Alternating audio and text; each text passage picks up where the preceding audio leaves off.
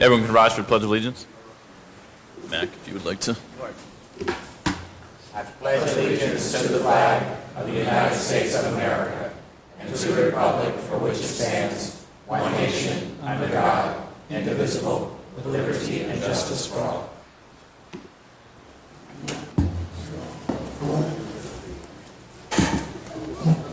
Can we have a roll call? Commissioner Pinsurga. Here. Commissioner Romulus. Present. Commissioner McCray. Here. Vice Mayor Katz. Here. Mayor Grant. Absent. There is a quorum. Thank you. Thank you all for coming today to the second budget workshop for fiscal year 20. If there's anyone from the public at this time that would like to make any public comments, please step up to the microphone, state your name and your address, and you'll have 3 minutes. Hi, good morning. My name is Dr. Stephanie Hayden, DMO. My comment was for last night because I came in at 5:14 and I was told you already had public comments. So I just wanted to make sure I was here to discuss what I wanted to suggest. Hearing the budget or the request for the budget for the police department, I spoke with the police chief briefly yesterday evening when I was here. If there could be some type of incentive with marketing for new hires to come aboard concerning public servant and home ownership, and I do understand that the current salary was not with the neighboring cities, and I think you quoted it like in the mid-50s. If you can offset that with some type of housing incentive, again, a good neighbor program where you have a police officer, they're living within the neighborhood, especially the new builds that you will have in the town square, to offset the costs of what it is that they would be paid. It's not that you're not paying them comparable, but it's an incentive for them to be in the neighborhood, to be a part of our community. And of course, we know that housing is an issue for many different age groups.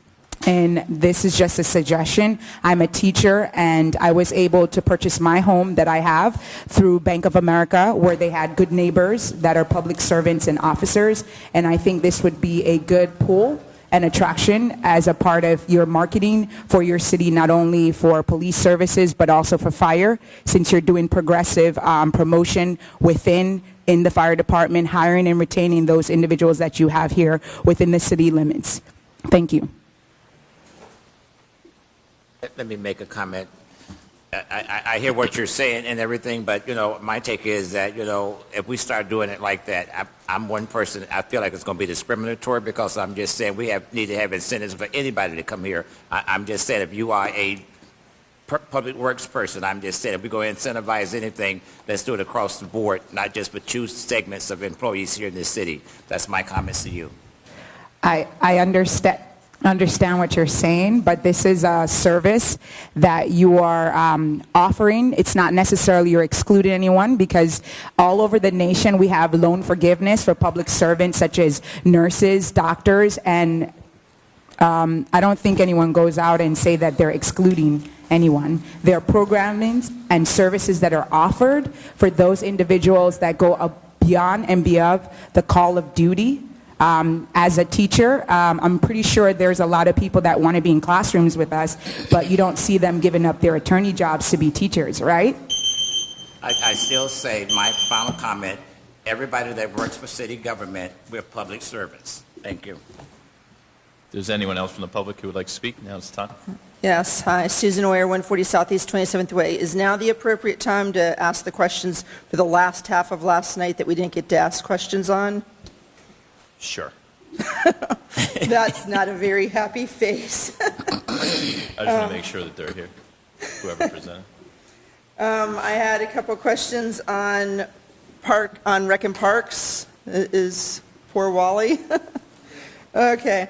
One of them is We get gentlemen in every once in a while that talk about the ramp problems over at Oyer Park. Have they been fixed, or is that included in this year's budget to get those problems fixed so those couple guys don't come in all the time complaining? Andrew's going to answer. Oh, okay. It's funded, I believe, in the new fiscal year's budget. Lori, I'm sorry, but I did not understand what she said. What I said? No. What Susan? said, she turned halfway from the... She's inquiring on remember, we have some damages and some maintenance issues at our boat ramp at Harvey Oyer Park, and she Okay. was asking when the funding, when are we planning on fixing it, in Okay. essence? Yeah. And Andrew, funding is in next year's budget, correct? We're currently under design right now. Come up.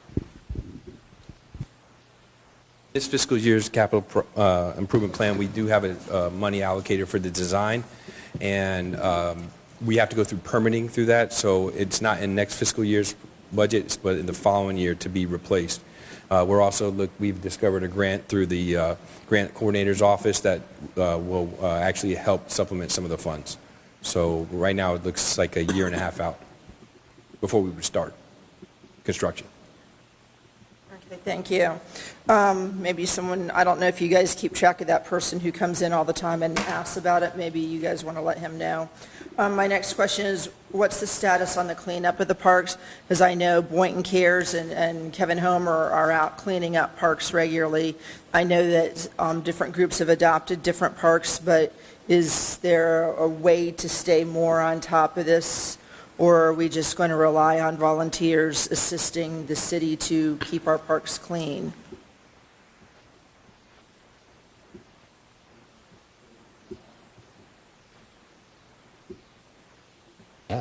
Yeah. But I can. Certainly, again, Wally Majors, Recreation and Parks Director, we do have a park maintenance crew that is assigned to get around to each of the parks, and certainly we appreciate the fact that through our Adopt a Park program, and this is one wonderful example here at Intracoastal Park where we have a very passionate and dedicated group, similarly with the beach with the sand sifters. But we do have city staff that, again, are assigned to clean our city parks on a regular basis. One additional thought is one of the things I have met with the parks manager, and something that I have that I would like to implement this year if possible, is we're going to be looking at tweaking the hours of the staff.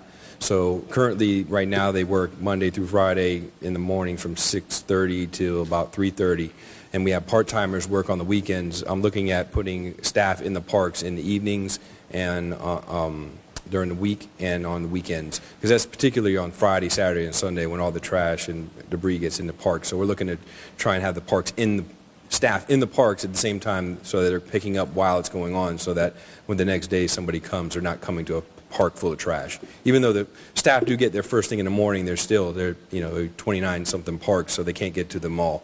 So this is one of the ideas I'm looking at doing, but I have to do it within our existing job count. So I believe I can make that work, though. Well, that's a wonderful solution to the problem. Thank you. Andrew, stay on up here. My next question is about cemeteries. You said you've been taking money from the cemetery budget and putting it into parks and grounds, and you're stopping doing that. So my understanding is cemetery money is almost like a foundation or a bank account when people buy their plots, and that money is supposed to stay there in perpetuity, gaining interest to pay for the infinity of taking care of the cemetery. So are we putting money back in to replace the money that we've taken out all this time to cover parks manager and crew supervisors? Or, are we just going to let the cemetery budget be underfunded because we took that money and we're not ever replacing it?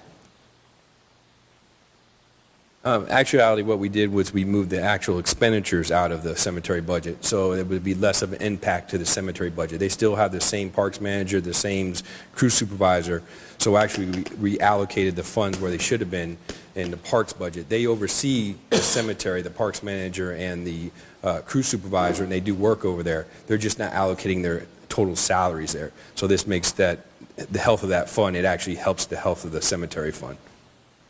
Stay there, excuse me, Andrew, stay there, because I'm going to question that as well. I'm just saying, state law requires perpetual care. I'm just saying, those accounts, hopefully we're not touching the wrong accounts, and if so, we're still within the perimeter of the law.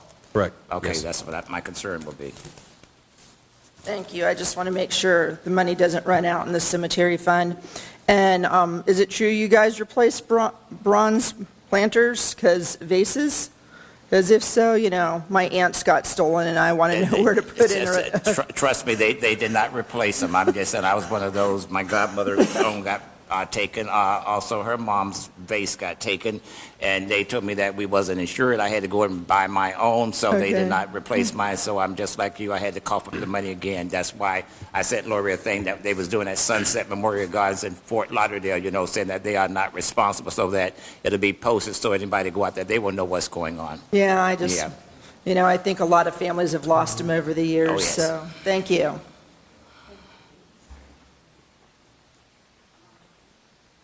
Hi, Doctor. You're only allowed one person? At the next time that we take a break for public comment after a couple more departments, you can speak again, but not. Okay. Can't keep coming up and down at the same point in I time. only did it once. Up and down. Next time. All right. So on to the next. If you would like to speak now, Stephanie, you can speak. But for future reference, when we take a public comment moment of time. Yes, Mr. Katz. Thank you. Thank you. All right. Hi. Again, Dr. Stephanie Hayden, ADMO. I'm sorry for the procedure and the quorum. Thank you. Thank you. There was something that I had a question about, the strategic framework overview analysis software. If we're a small city and eventually you want to phase out to in-house, why are we not doing this in-house? $16,875 sounds like every department can have their strategic framework, the goals and the points and the objectives that they met, share out, relay it into quarterly meetings to the city manager so that they can present that to the commissioner. $16,875 for software that does at times need to get upgraded when you can do that in-house. If that is just something of a punch in numbers for it to be queued and show in a PowerPoint projection for feasibility, $16,875 is too much when someone can do that in their department and share out information. Suggestion.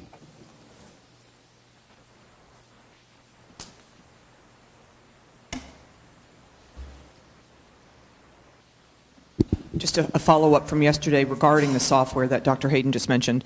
The recurring cost is not 15, it's 8,500. So it's a 15 startup with first years of maintenance, then recurring cost is 8,500, which will then get us to be able to phase out our consultant, and then that's where we'll do exactly what she's suggesting, is bringing it in-house. And the software helps us aggregate all the data that we collect from all the departments to be able to manage and make it meaningful. Thank you. Lori, how much do we pay for our consultant right now? I'm curious, in how many years do you think will we recoup the money and actually make money from going with the software instead of the consultant? Well, we won't make money per se, but we spend about $15,000 to $18,000 a year on our strategic plan, as well as some additional initiative work that we've had our consultant do the past couple of years. With the goal of her getting us up and on our feet and managing it, we've really made some changes in how we approach our strategic planning. Prior to you coming on, the past few years, we've gone from very intense Lyle Sumek processes to pretty high level, more strategic initiatives. So it makes it more manageable. So with the software coming in, we'll have the recurring cost of the software, but we'll be able to manage all of our program inside. So we'll be saving that. The net of the 15 to 18 off the 85 come off that. What, so maybe it'll save us some money. 2 to 3 years? Oh yeah, just a few years to recoup what I think we spend in the software, what we'll save on the consulting side. All right, fantastic. Yeah. Lori, my question to you is that she stated $16,875. I'm quite sure that you all went out and checked this to make sure that we got the best price, get the best bang for our bucks. And I'm just saying, as a city manager, I'm quite sure that you all seen a need for this. That's why it was put in here, and I grant you all continue the way you're going because we are on the right path. I'm just saying those that come on board, then they will have a chance to learn. I'm just saying in-house training, we're good. Yes, we have very specific procurement processes. We seek quotes, we seek best prices, we seek, quality and make sure that the software is going to be helpful and meaningful to us, so thank you. So I think the plan is to go to the other funds and knock all them out first? Yeah, we'll do the special fund, starting with the golf course with Mr. Tapper. And Vice Mayor, as far as the presentations, I stated yesterday we'll put them on the website, but they are not accessible, compliant documents from an ADA perspective, so I'm advised that we should not do that. At this point, we are now going through very intense training as a city with multiple employees learning how to originate accessible documents. It's a skill and a task. So these will not be up on the web, but I've got a handful of people here I know that want them, so if anyone just gives their name to Eleanor, we'll keep a list, and I can shoot out every one of these PowerPoints to them individually, no problem. I just wanted to make that announcement. Good morning. Ron Tapper, head pro golf course manager, Lakes of Boynton Beach. I'm happy to present this budget to you. This is my last budget I will be doing. For my announcement, I informed the city manager I will be retiring. A little stressed out. I feel honored. This will be the last budget I will be doing. Thank you. Go ahead. Well, we're in hopes. I think you're going to like this budget here. We know where you live, Ron. No. If you go to the next screen there, I can get you going there, Tony. You got to do it. Ron, when are you retiring? I will know next month. I'll inform the city manager. I had a conversation with her. I'll give her plenty of time to get somebody. I want to compliment you on the negotiation tactic a year ago to bet your job for the loan for the golf. That was 2 years ago. 2 years ago. I really didn't want to retire right now. It's just issues at course and need to be taken, and the city manager can go into that more. You can see our total budget for administration is $896, 4% increase over last year with $32,000. We have a $15,000 increase going into the general fund payment of the greens that you gave us. We put money in there for a salary increase for the employees. $4,700 increase in building maintenance repairs.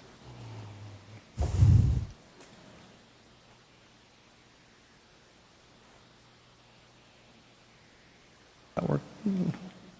There we go. Maintenance budget, total budget of $1,028,000, 14.5% increase over fiscal year last year. But that incorporates two proposals there that we're going to be doing next summer, which would be here looking to put new greens on the family course, which have been last done in 2010, which are much needed. As you can see the difference, what happened to the championship course by what I did there. I'm not putting my job on the line for the family course.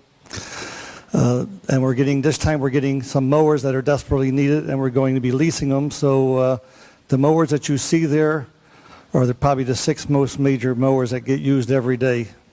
And that's going to actually help the championship course too, and improve the conditions at the golf course everywhere, which improves the product. So goes the product, so goes the revenue. I love this chart. You can see the progress that the golf course has been doing. You'll see what happened since we did the new greens there in fiscal year 16-17. And you'll see where we're going up. And then this year, we still got 2.5 months to go, and I'm looking to hit $1.6 million in cart and green fees. That hasn't been done in many years. And I'm there 19 years. That up for a second, sorry. please. Go back to that? Sure. Where you see the peak months, that's during the season. That's the height of the season, which are cart and green. This chart represents 80% of the budget, cart and green fees, which is rounds played and on the championship and family course combined. And we're on pace to do the $1.6 million.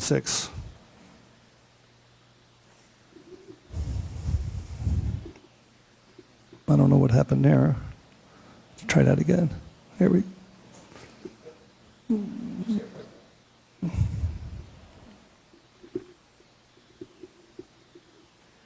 I don't know. I'll explain that sheet. I'll have other sheets here for you if you need them. On that particular sheet, which is very important to me, that one, yes, of course, the most important one to me. I don't know what's going on there. No, I do have some packages for it, though. Oh, you're leaving. You're not nervous, are you? Contrary.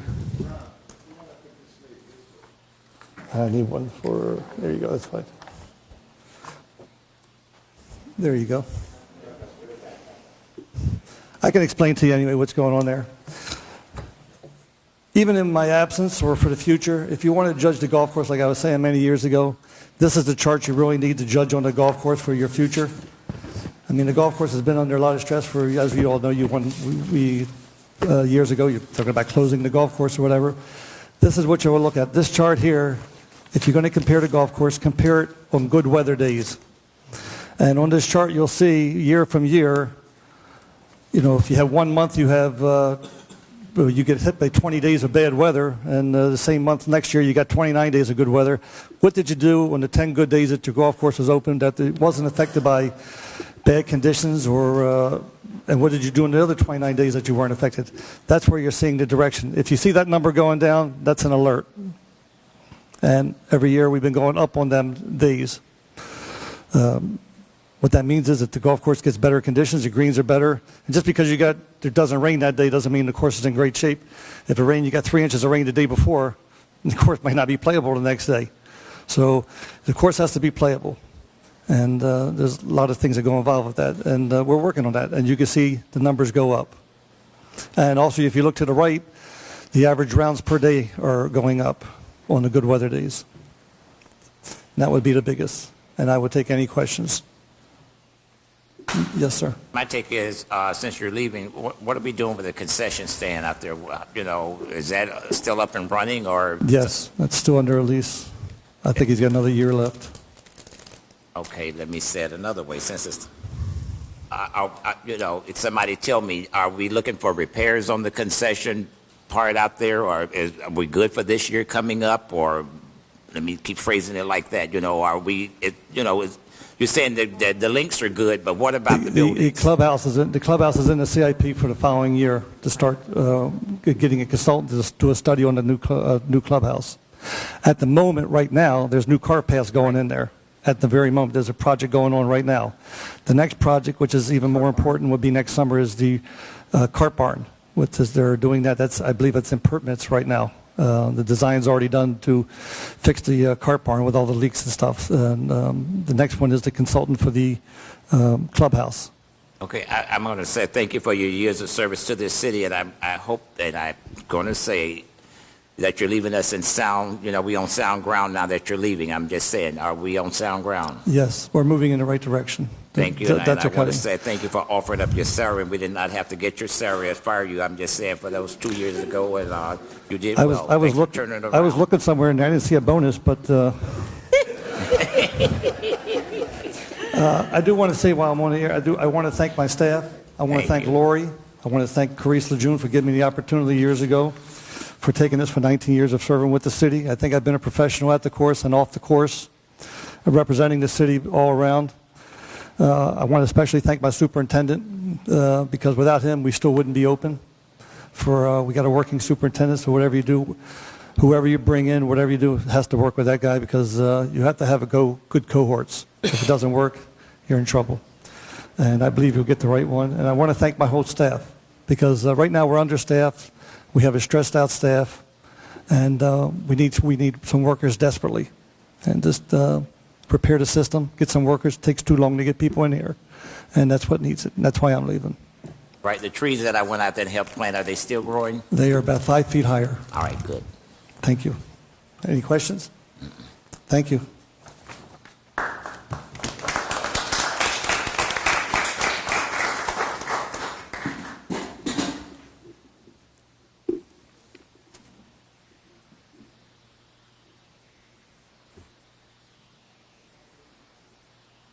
Andrew, we're going to do solid waste and fleet.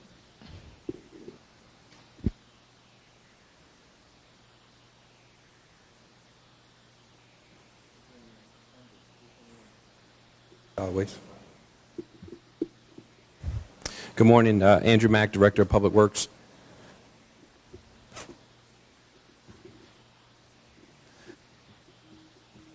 So we're going to go over the solid waste fund, or solid waste budget. Solid waste last year,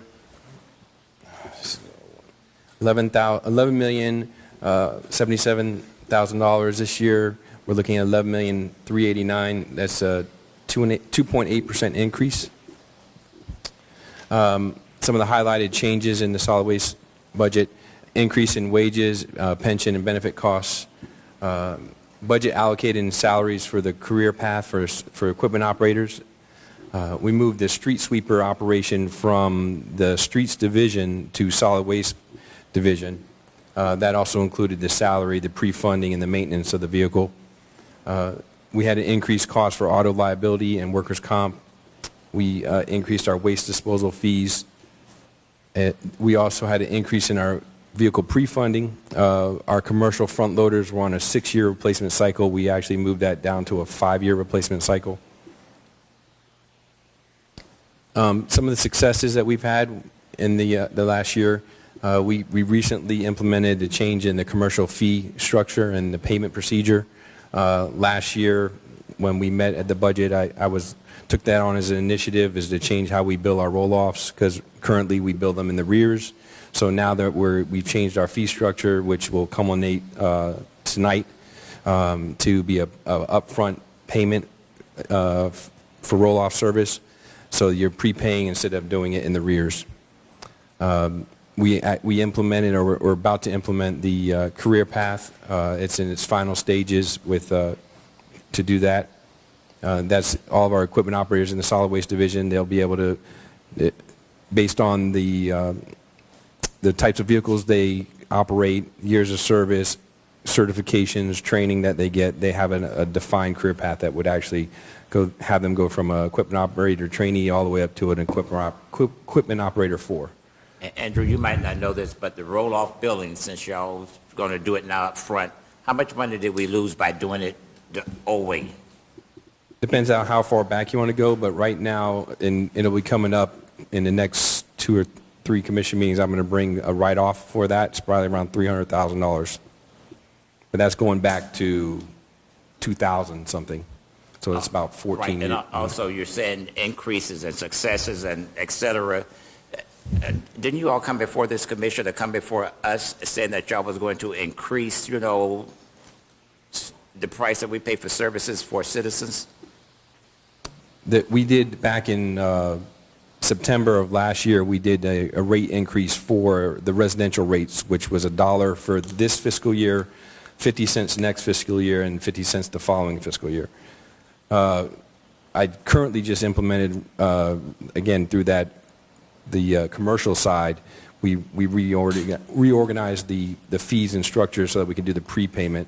Right. My take is, since I'm sitting up here, since we're doing so well, if we could, let the citizens know sometime, we was going to do this, but this year we don't have to charge you your 50 cents. I'm just saying it's like being good stewards of the money that we're doing. I'm just saying it's nice to bank money, but it's nice to give money back to the citizens, saying, we're trying to help you all out because you all helped us. Yeah, and that's one of the purposes of actually moving to the resolution process with for our fees.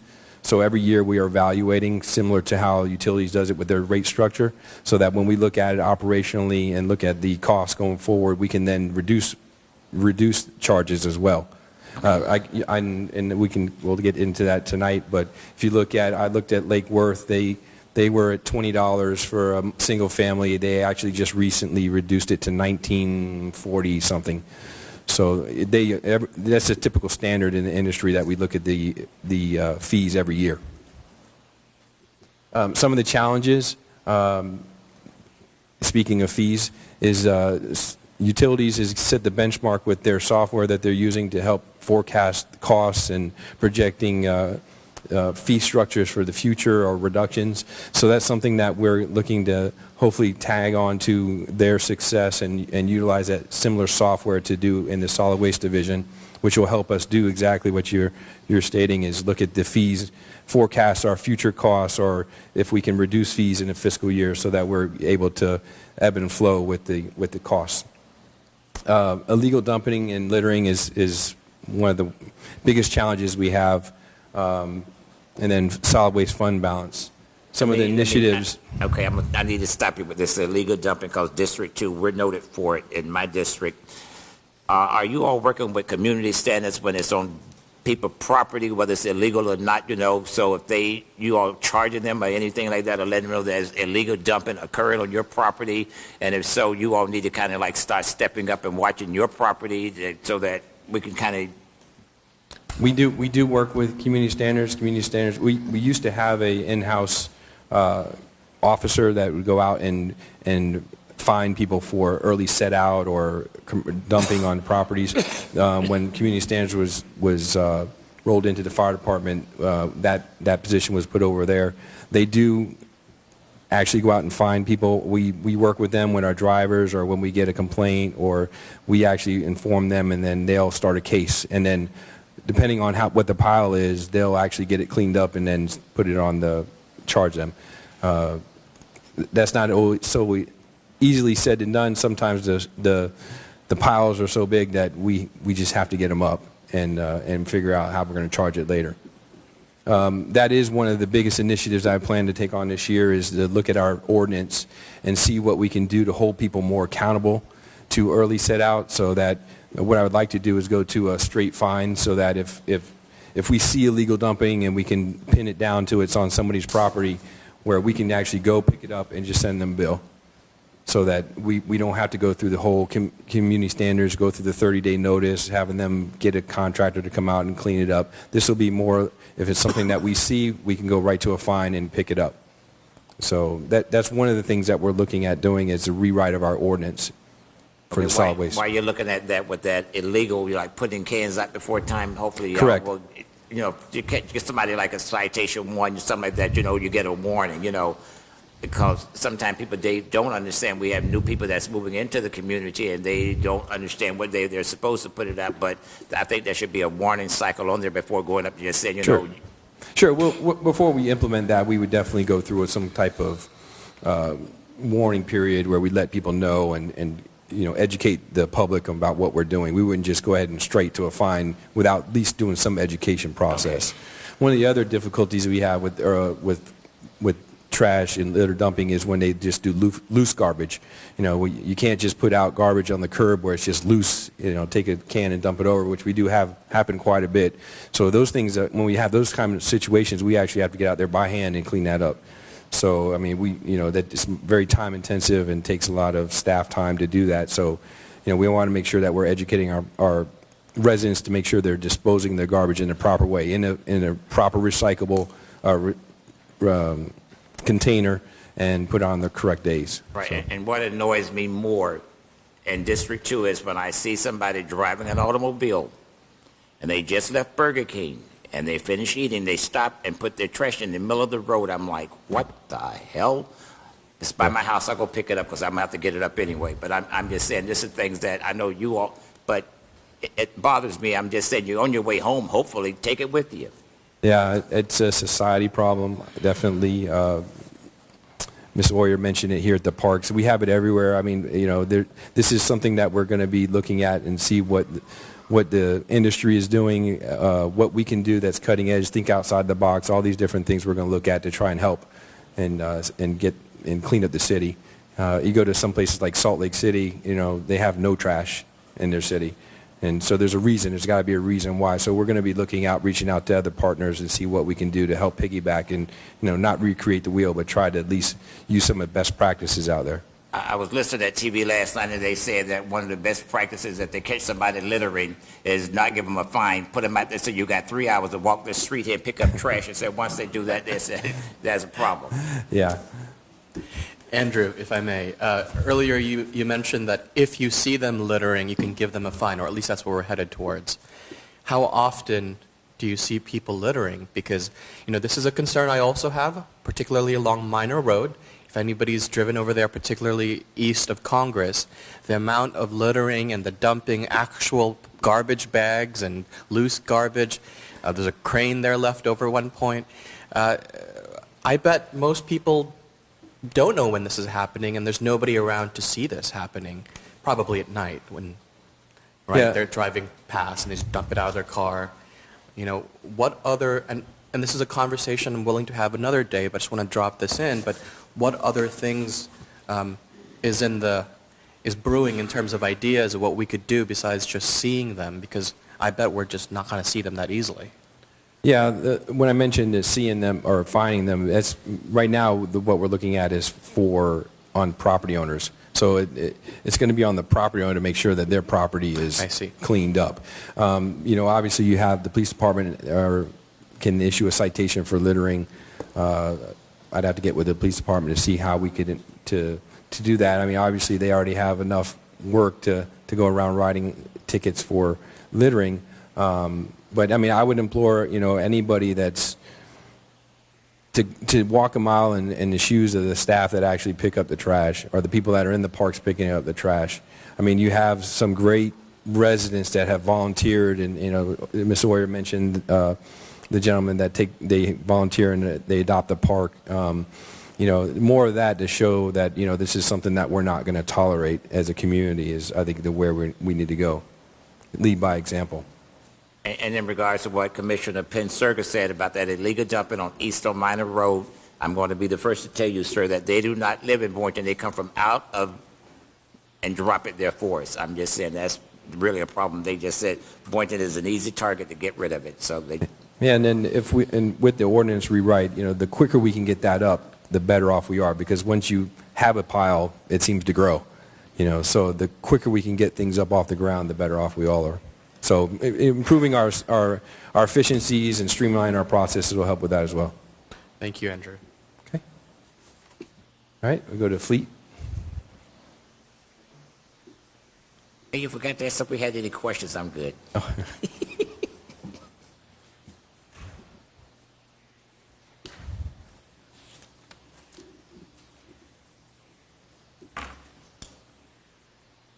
All right, we're going through the fleet maintenance budget. So this year, our budget was $10.5 million. Is actually in 1920 is going down $8.9 million, which is a 14% decrease. Some of the highlighted changes. Budget was allocated for a career path for fleet mechanics. This is another area that we're working with HR on and implementing our career path. Obviously, competition for private sector mechanics is very high, so having the ability to have them be able to move along a defined career path is definitely essential to attract talent and retain talent. New personnel, this is probably one of the biggest changes in the division, is we're adding a fleet mechanic trainee, 2 of those, and again, trying to work with the industry and recruiting. We're working at, like, South Tech has an automotive shop, so the idea is that we would go out and recruit people right out of high school or somebody right out of a training course so that we could bring them in and start them out through the career path. So trying to bring in and start them from the bottom and bring them and working them through the career path, that's what we want to do. That's what these 2 positions will start, and then hopefully they'll make their way all the way up to a master mechanic. We have another fleet mechanic supervisor and a master fleet mechanic EVT fire vehicles. That's what that position is for, is to actually have the trained personnel on site to make sure that they're doing all the maintenance on the apparatus side of the fire vehicles. We reclassed the fleet administrator to fleet manager. It felt it was appropriate to change his title. All of our managers are in our division and heads. New line item was established to capture outsourced commercial repairs. Currently, that's hitting a clearing account, so we wanted to make sure that we're a little bit more transparent in showing that up front of what outsourced commercial repairs that we're doing.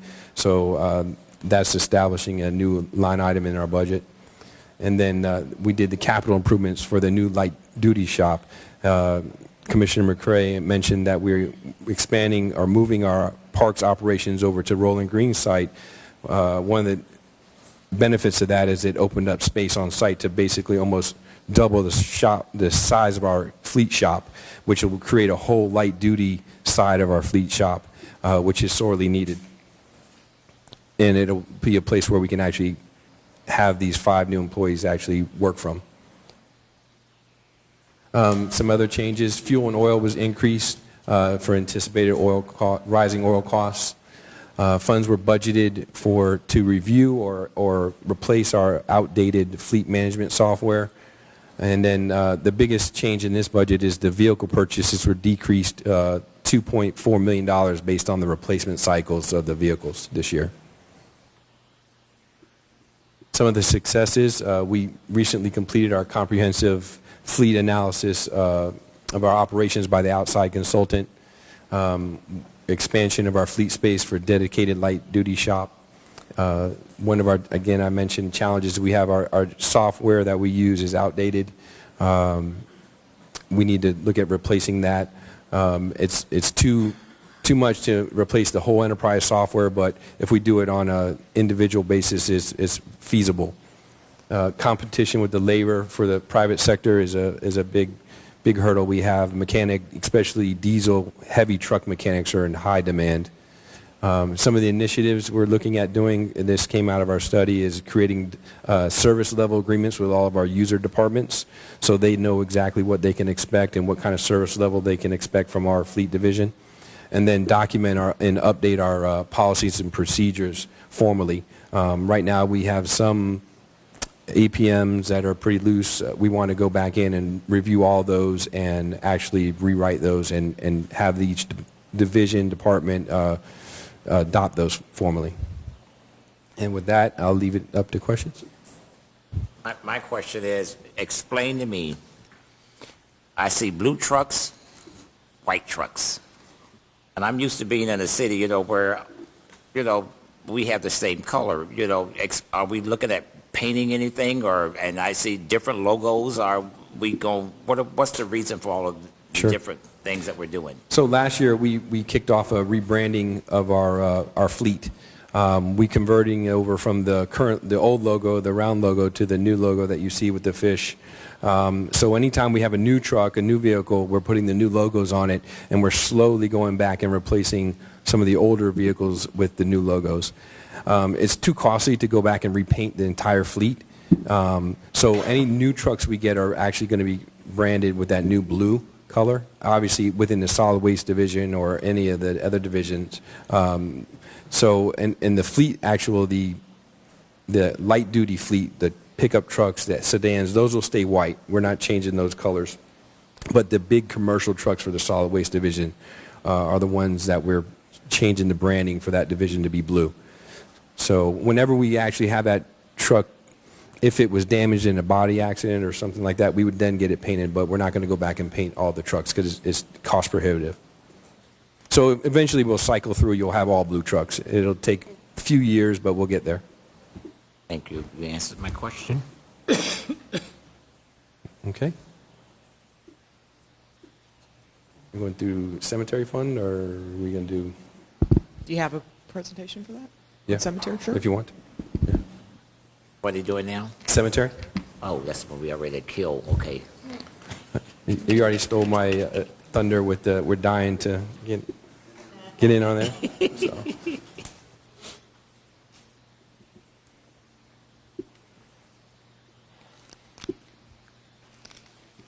So in fiscal year 18-19, and I'll do the two separate ones separately. Cemetery was a little over $300,000. This year we're proposing $253,000. Again, these are expenditures.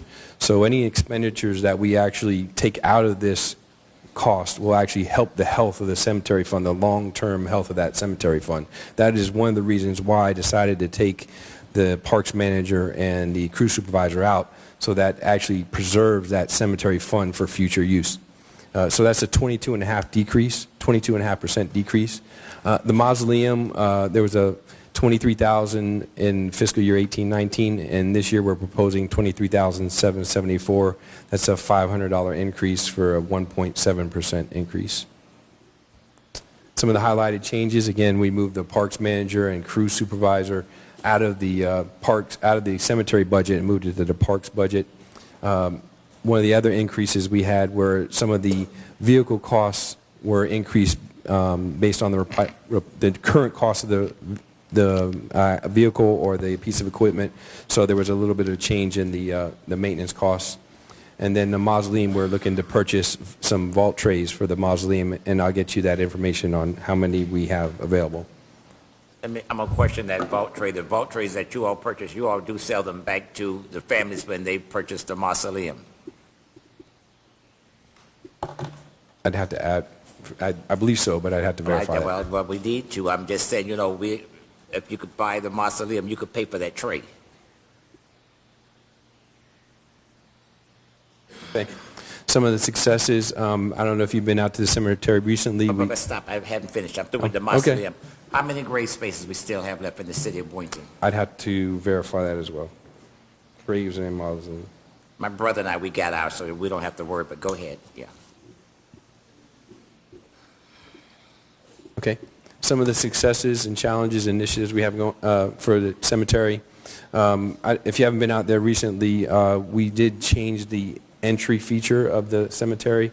We took out a section of the curbing to improve access for trucks that kept damaging the curb. When we did that, we actually repaved from the front entrance, from the back of the sidewalk all the way up to that island, which was it fixed a dip in the asphalt and it improved the entry feature. And as a part of that, also in the median, we took out all the existing landscaping and put in some new trees and upgraded the irrigation, and we relocated some of the palm trees from Town Square over to the site. So it's been a very big improvement to the entry of that, and we're still working on it as well. So one of the other things when I first took over is we had two employees out there. You have a cemetery sexton and a parks maintenance worker who were challenged with mowing that whole site by themselves. So one of the things I did, we're working with the parks managers, we reallocated some staff so that they go over and help them on Mondays to make sure that they're mowing all of the grounds so that the cemetery sexton and the parks maintenance worker can actually concentrate to make sure that they're maintaining the headstones and the areas. So that that was one of the big changes that we made that has improved improved the actual site as well. Some of the challenges, we get a lot of complaints about some of the stuff that people leave next to the grave sites. It's very difficult trying to balance somebody's grieving process with the aesthetics of a site. So typically what we do when somebody does put something out, as long as they agree that they're going to keep it in an orderly fashion, maintained, we allow them to keep it. Once it starts to decline, we remove it immediately. So there's some things there that maybe get left a little bit too long, but we're definitely going to be improving on that process as well. But it's still it's a challenge trying to balance between letting somebody grieve and enforcing the rules of the cemetery.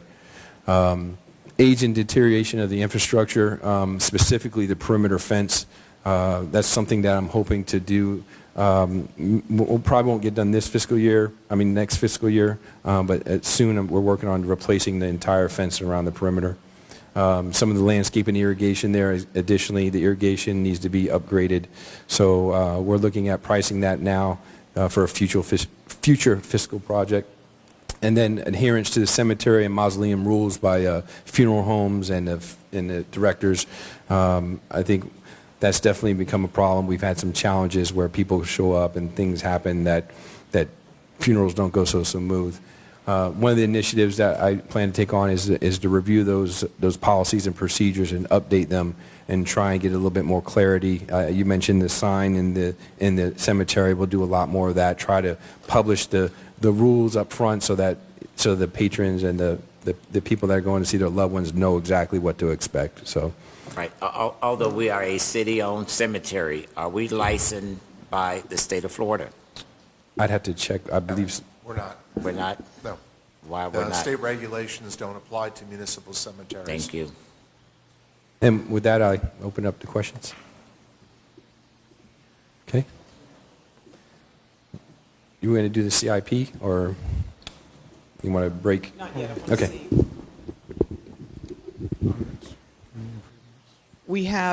Under other, we don't have an actual presentation for risk. Julie could come up and chat about it if you talk about it a little bit if you'd like. We have our public arts fund. We have all those. We have community improvement fund.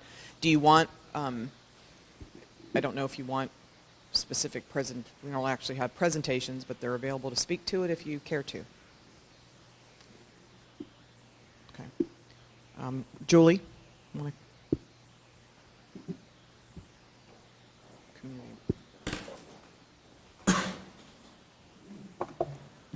morning. Good morning. With regard to the risk fund, this year we're anticipating about an 8.9% increase, which equates to approximately $500,000. The primary driver of that, I'm sorry, I have to go back and forth with my glasses. I can't see you if I don't have them on. I can't read my paper if I don't, sorry. So the primary driver of these expenses is in our workers' comp fund. We're self-insured for that, so the city has to pay out all of the expenses related to that. And with the enactment of state legislation for first responders, there have been other opportunities for them to seek claims through the workers' comp system. So we have to be prudent and budget for that likely increase that we'll see in those areas with regard to PTSD and the cancer bill. Now, although the cancer bill for first responders is technically, they have an option of going through workers' compensation or taking lump sum payouts and continuation of health insurance coverages and things of that nature, we still need a place to fund for that. So risk management and the self-insurance is where that would be allocated to. So that's looking at the really the majority of preparing for those expenses. When does that happen? July 1st of this year is when of 2019 is when the cancer bill came into effect. And October 1st of 2018, this past year, is when the PTSD bill took effect. All right. And then the other item... Are you saying that we were not funded for that yet, or we have some... We have funding in our self-insurance account, but based on what our anticipated experience would be with regard to those claims, that would be the primary driving force. We do tend to, we want to maintain a fund that can support the claims that we have. We've had some pretty, I want to say, high severity incidents as well that end up being very costly to that fund as well, not necessarily related to anything the state has enacted, just in our course of doing business. If you could put it this way for me and make it easier for me to understand, how far away from being to where we should be? Are we 50% funded? Are we 75% funded to that goal that you're trying to achieve? I would say we're about 70% funded. Okay. Yes. And this would probably get us to about 80%.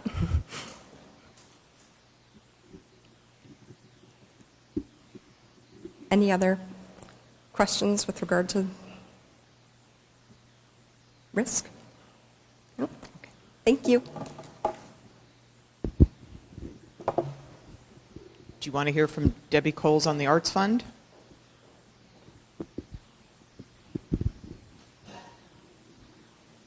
She's here somewhere.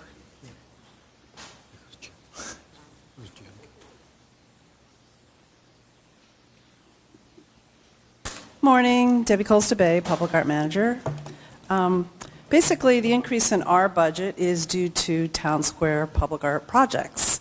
So we have about 7 total that have been already creatively approved, and now they're in fabrication. And the other part of our budget really is about Avenue of the Arts, which is a year-long rotating exhibition. And then lastly, one of the things we have to be very due diligent about is to have maintenance for the public arts. So several of the pieces, every year we do an inspection, and we go ahead and schedule some maintenance on some of the artworks that are needed. Are there any other questions? That was brief. Yes, correct. What Thank year? you. Yeah, mention that, 'cause that's a good important milestone. Yeah, for us. we've built, what she's referring to is we've built up quite a bit of funds in, for the 30% collection, 70% collection for our ordinance fee, the 1%. And now, in the beginning of the program, we did have a loan from the city's general fund, but we have already paid that back. Yeah, so that's good. We're in the positive. Thank you. Let me go ahead and help you with your presentation. How Sure, much thank money you. do we have in the art account?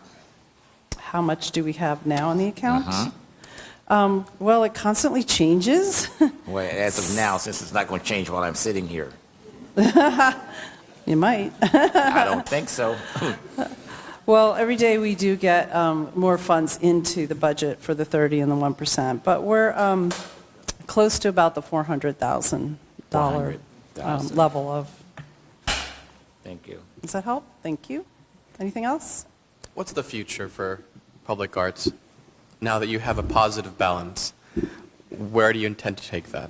Well, again, what we try to do is our role is to literally guide the development process. So when development is built in the city, then we totally guide them through what is good for the community, what's good for your project. And, you know, there is a strategic visioning plan that we have, and we update that every couple of years. And our strategic plan is focused on kinetic, eco art, and glass art. So we try to help, you know, distinguish the city and brand the city through those specific art forms. That's why we do an International Kinetic Art Exhibit and Symposium every other year, the biennial.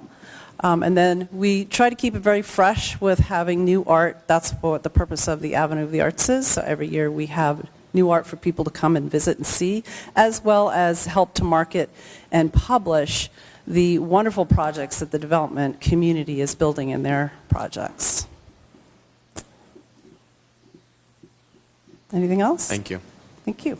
I just wanted to praise, I didn't get a chance because it didn't come before us, but I saw the backup in the online for the garages and the downtown art for Town Square, and I'm ecstatic that there's marine / aquatic type art going in there. I think with branding of Ocean Avenue and the marina and that downtown area, I think that's going to be a driving force for people to come out, so I'm very happy with everything that's going on there.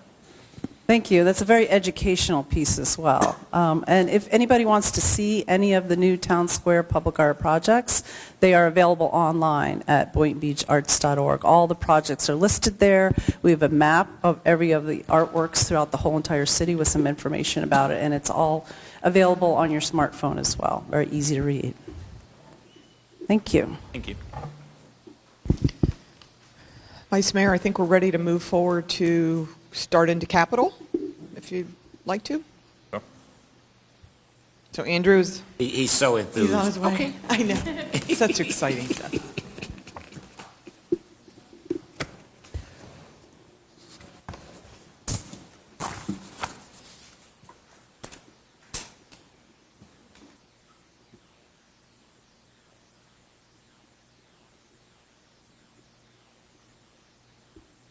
Started the capital while we already got a break.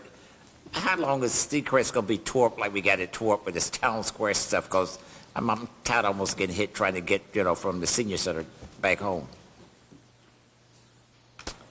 There'll be phases of the project where Seacrest gets taken. We'll have work being done on it. Right now, looks like, I think they're tying in sanitary or electric. And they just recently poured the curbing and sidewalk. So I would say the current state that it's in, within the next 30 to 60 days, they should be able to pull the barricades back. But there'll be periods of time where they have to go back out into the facility over the next year. We're going to be dealing with this until the private side's done too, because we'll still have some work that the private company is going to be doing as well. Okay. Just a quick summary. The penny sales tax took effect January 1st, 2017, and will sunset on December 31st, 2026. The 303 fund, which is our penny sales tax fund, we have a projected construction cost of $7,060,000 for this upcoming fiscal year. That's a number of projects is 91 projects in that coming out of that fund. The 302 fund, which is the general fund CIP, is a projected construction cost of $1.2 million, and there's 8 projects that are proposed through that fund. Just quickly go through these slides. These are a summary of the projects by location. Boynton Beach Extension Project, this also includes the pond around, Pete's Pond around Casa Costa. We have $500,000. Citywide recreation parks entry signs is $75,000. General government projects of $290,000. And I'll give a summary of the highlighted, the bigger projects. I'll go through a summary in the later slides. The Pistol Range ADA, Public Works compound projects of $297,000. Town Square allocation for temporary site demobilization and salvage is $185,000. Citywide sustainability upgrades for $25,000. That's for general government. That's a total of $1.3 million. Andrew, just go back to that slide, because Sure. I got to ask the question. Sure. At the CRA budget, I was brought up by our vice chair, about the $250,000. Is that up there in that $500,000, or what do y'all put that? 250 for CRA. For which project? For the extension? Yeah, Boynton Beach Boulevard extension. Yes, I believe that's in cooperation with the CRA's money. That's not included. This is 500 on top of whatever the CRA has programmed. So that would be 750, correct. This is strictly from the city's budget perspective. Technically, it would be $1 million since we allocated another 250. Make it 5. There are two different aspects. Okay. The CRA funds for the Boynton Beach Boulevard project would be the entire redoing of the streetscape and everything from, Galaxy basically all the way down to the train tracks. This is something distinct from that, correct?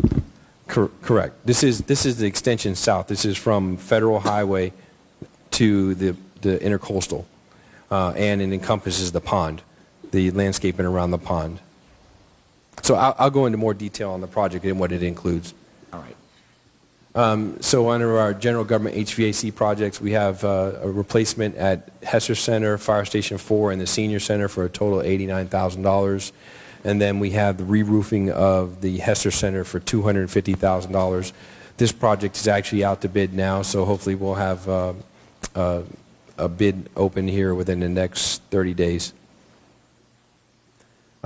These are some of the recreation projects. Hester Center, again, projects are $628,000. Intracoastal Park, $20,000. JC Park, $10,000. Kiwanis Sierra Park, $2,000. Laurel Hills Parks, $28,000. Meadows Park, $327,000. Oceanfront Park, $120,000. And Oyer Park, $40,000. And Palmetto Greens Linear is $12,000.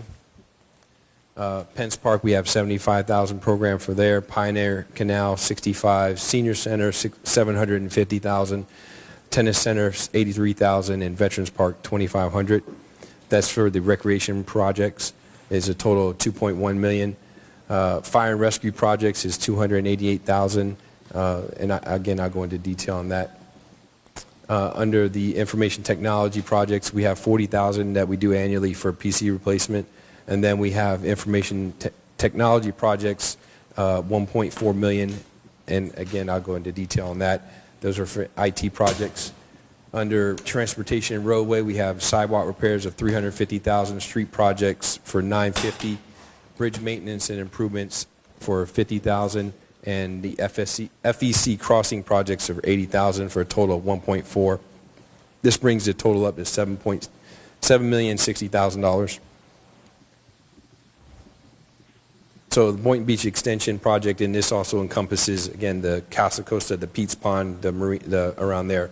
So we're demolishing the existing planters, landscaping and sidewalk, adding new landscape islands and sidewalk, doing additional street parking, on-street parking. We're redoing the walkway around the pond. We're adding the new landscape and irrigation back, and then we're doing security upgrades.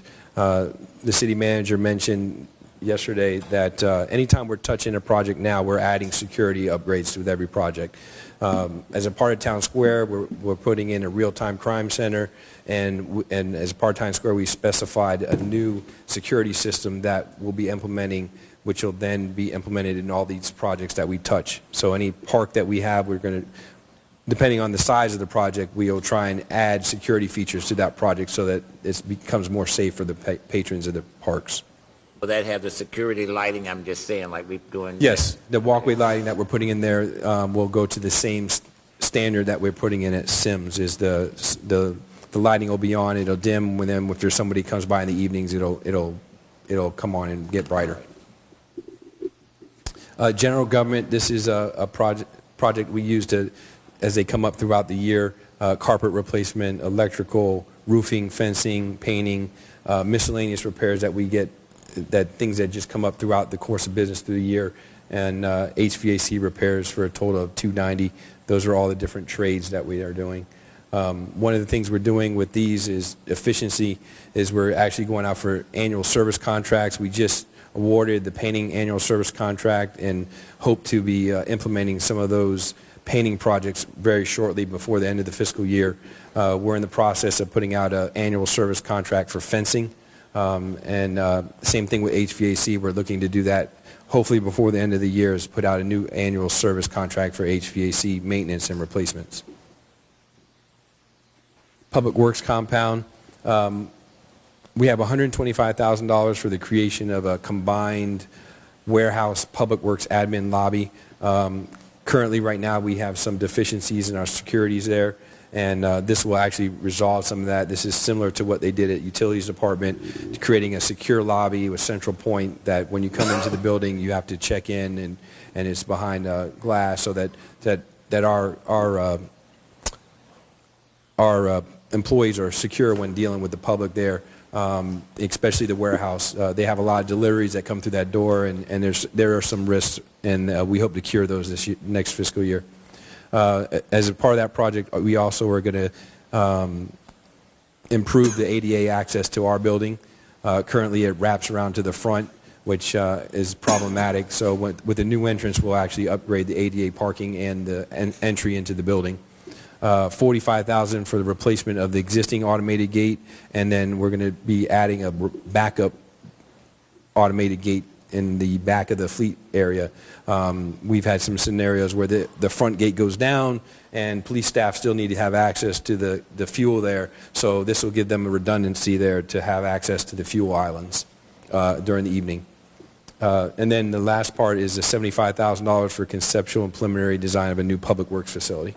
Andrew, on our ADA compatible buildings, how many buildings are we not in compliance with now? I'd have to look at the report. The binder's about this thick.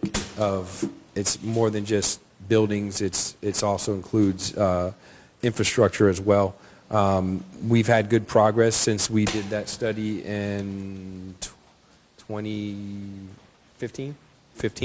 So we've been slowly chirping away. A lot of those in that binder were associated with City Hall, the library, police department. So when we razz those buildings and the fire station, we actually are going to be taking care of a lot of those issues that were in those buildings. So again, in the temp locations, we have some in our leases. We're required to do certain things. One of them at the temp PD site, where we made improvements inside the building. We actually have to remove those improvements to give it back to the landlord in the existing condition it was. Also, as a part of that, we put in some improvements in there that we could actually salvage and reuse. We actually moved one of the generators from the library and the switchgear to the police department. So we'll actually be salvaging that and repurposing that back at facilities, and be maintaining that to be able to be used somewhere else. Then we have $20,000 programmed for each one of the other facilities to go back and put repairs and make sure that we put it back to the condition so it's usable for the next tenant. Hester Projects. One of the big things that we're looking at Hester, when I started to look at the projects that we have for Hester, we were doing the irrigation design, and when we started looking at it, we realized that there's a bigger project with Hester. And so instead of doing the irrigation design, we worked with staff. They could get by for the next 2 years on what they have now to do an overall site improvement project instead of just doing a piecemeal. So this $177,000 is money to do the final design. We did a conceptual drawing and had it go through the Parks and Rec Board, which received approval. We'll now be implementing the final design phase. That's what the $177,000 is for. Some of the other maintenance projects at Hester Center, these are fixing the building itself. The game room, we have a real problem with some of the windows there leaking. So we're hoping to get that done sooner than later, but we have $71,000 repair for the game room at the Hester Center, $105,000 for the replacement of exterior doors, and then there are some remaining windows there that are not impact rated where we want to replace those so they're all impact rated windows. And then the last $215,000 for interior renovations, which is to the locker room, to all the interior doors, the bathrooms and the locker rooms, and then again, we're adding security to that site. We'll be doing upgrades to the security system inside the building. Meadows Park project, again, we had a lot of work at the Meadows project, which we're still going to be doing some of that this fiscal year, the playground, the fitness center. When we looked at that and started looking at the projects, we saw an opportunity to do an overall site improvement. So the $160,000 here, it includes the design, the final design of that project. Again, that conceptual drawing was brought to the Parks and Rec Board, which received approval. So as a part of that project, we're including additional parking, drainage, walkway lighting, and security upgrades to that park. Right now, some of these projects are actually being reprogrammed. If we don't get them done this fiscal year, they'll be reprogrammed for next fiscal year. Tennis court fencing is in this fiscal year, but we hope to get it done. The playground equipment, ADA, replacement of the fitness trail equipment, refurbishment of the restrooms, and then asphalt pathway repairs in the park. Oceanfront Park. Next fiscal year, we have $40,000 programmed for repairs to the maintenance building. That's the one last building that we haven't done any improvements to other than the roof. So we need to do some much needed repairs in that maintenance building. That's the one that's down on the lower level next to the dumpster. $15,000 for, we just completed the new stairways adjacent to the pavilions on the lower level. There's a grading issue there that we want to install new retaining walls to make sure that we keep back the earth and from washing out onto the pavilions. And as part of that, we'll add a new masonry grill to the pavilions, and then replacement of the trash cans, benches, and tables. And then we have our last $35,000 is for asphalt repairs in that park. Senior Center, initially we had a project here is to redo the landscaping, irrigation, the lighting, and security at this facility. With discussions with the CRA, we've been talking there, now looking at a feasibility, a possibility of constructing a pedestrian bridge from the Senior Center side to go to the Women's Club.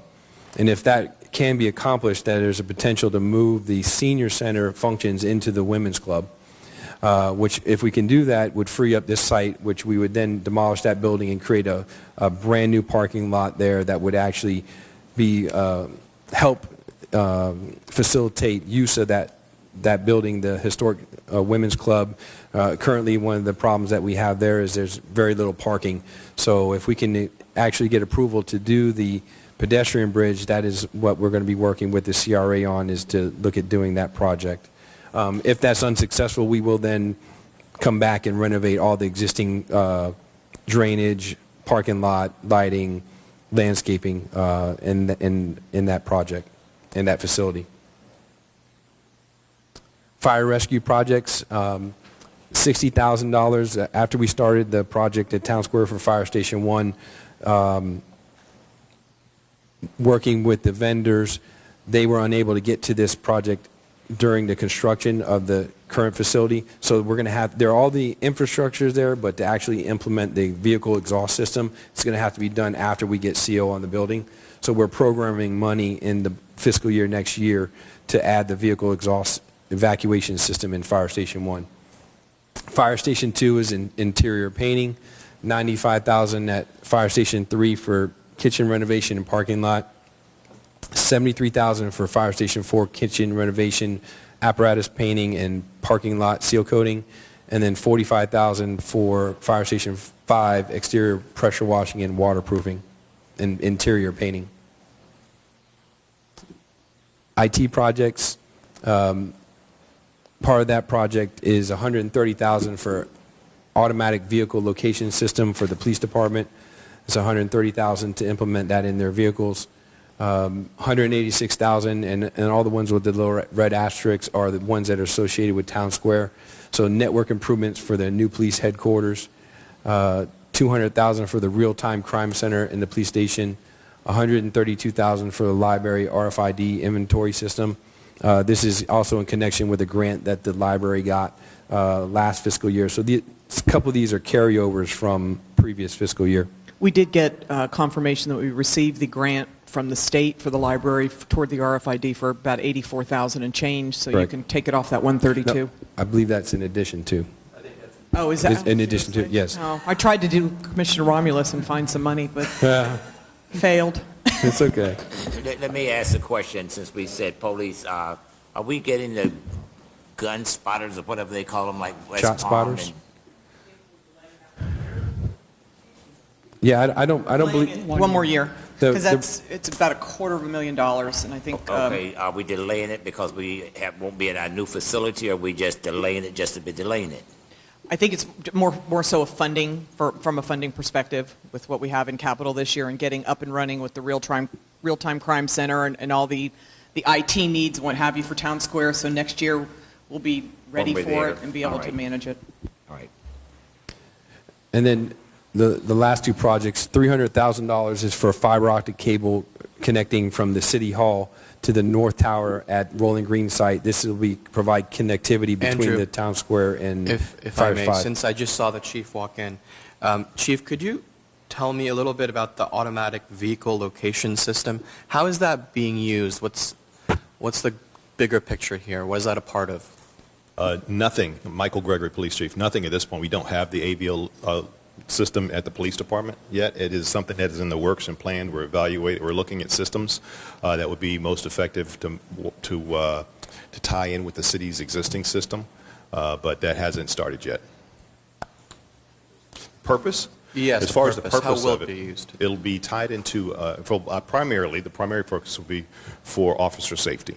So the idea that we know where the vehicles are in the event an officer is incapacitated and can't report on the radio where they're located, or something occurs and the officer's in a fight, a struggle on the street, or has a medical condition out somewhere in the public, or car accident, that prevents them from able to communicate back with us via the radio system, we would always know and have real-time awareness of where our vehicles are located at and where the officer may be, that we can send emergency backup. So that's the primary location. The GPS coordinates from the vehicles would be sent back to our dispatch center into our computer-aided dispatch system. So that will be a closed system with limited access, so that only the dispatchers and police personnel will have access to where those vehicles are in the city, so we don't have to worry about some sort of cyber intrusion or someone trying to identify where the police are and trying to go the opposite direction. Right, So that was obviously we my have to concern. make it very secure and locked down, so that that information is not available and it's not public record. While you're standing up there, let me jump in too. Will this help us alleviate 3 or 4 police cars sitting in one spot?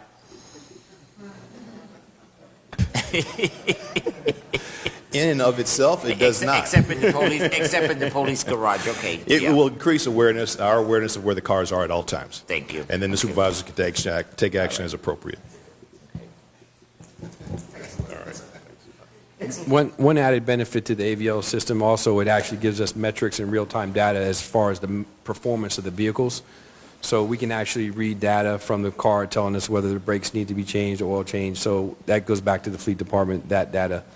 So we'll be able to obtain that data from the police department. I mentioned the $300,000, that was the fiber optic cable. The last number there, 417, is for network infrastructure for all the town square buildings. That's the City Hall, Library, Fire Station, and the high school, and then also in the open areas of in the amphitheater and the parks. Sidewalk projects, we have $300,000 program for repairs and replacements and ADA ramp upgrades. We just recently completed phase 1 of our ADA evaluation on the ramps. So we're getting ready to start implementing the construction, and that'll just be an ongoing process over the next few years. Street projects, we have $700,000 included for asphalt repairs and resurfacing. Engineering staff are in the final stages of finishing their evaluation on pavement condition analysis, and then once that's completed, we'll actually have a report with priorities based on the actual pavement conditions, and then we'll have to use some engineering judgment on to try to make sure that we do it in a way that's most economical as well. And then the last part is $250,000 program for the final design of Southeast Improvement Complete Streets Program project, which was the award for the Palm Beach County TPA. We had $1 million from them for that project. The next fund is the 302 fund. This is the general fund. Just real quickly, you have the audit fee, the Children's Museum painting. This project is complete, but we're in the process of closing out that project with the state, so there's some residual money that's left in the CIP to make sure we get that closed out.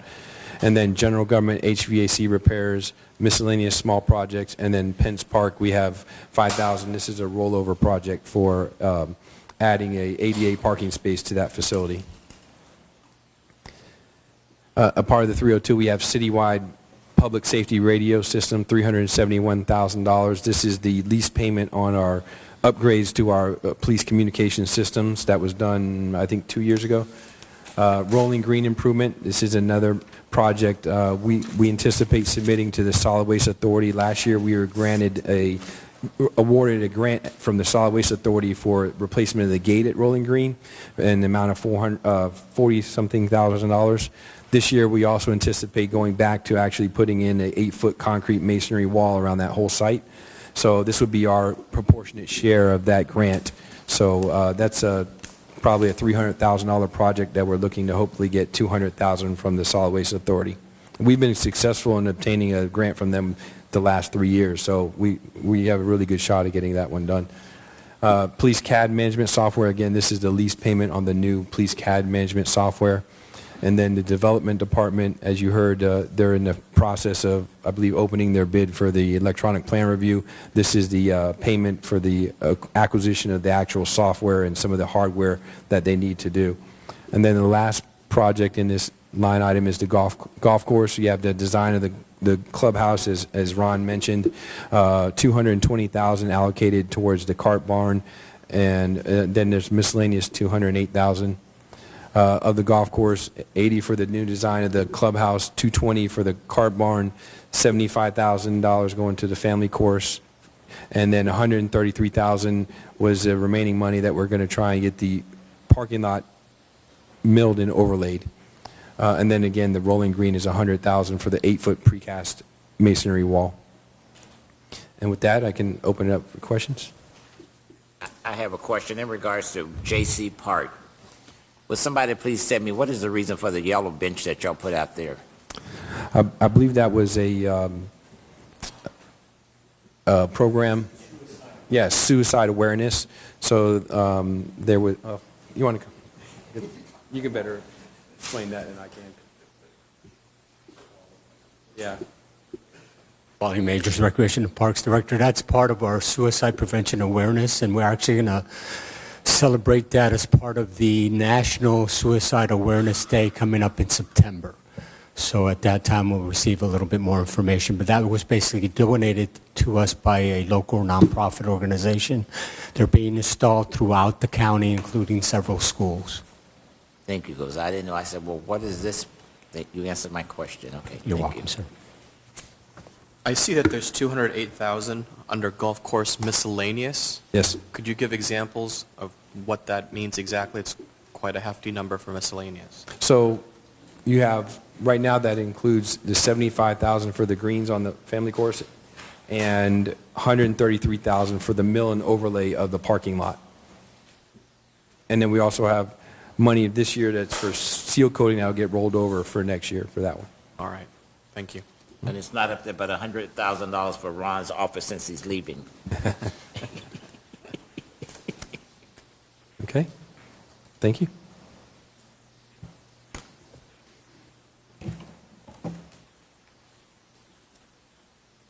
Okay, I think we're ready to move on to utilities. We do have some pizza coming around noon if you want to take a 10-minute break for everybody to get something to eat. Also, I just wanted to announce quickly before they come up that the recording of yesterday's budget meeting is now on YouTube. Closed captioning is available on YouTube. Thank you, Alan, for getting it up there so quickly.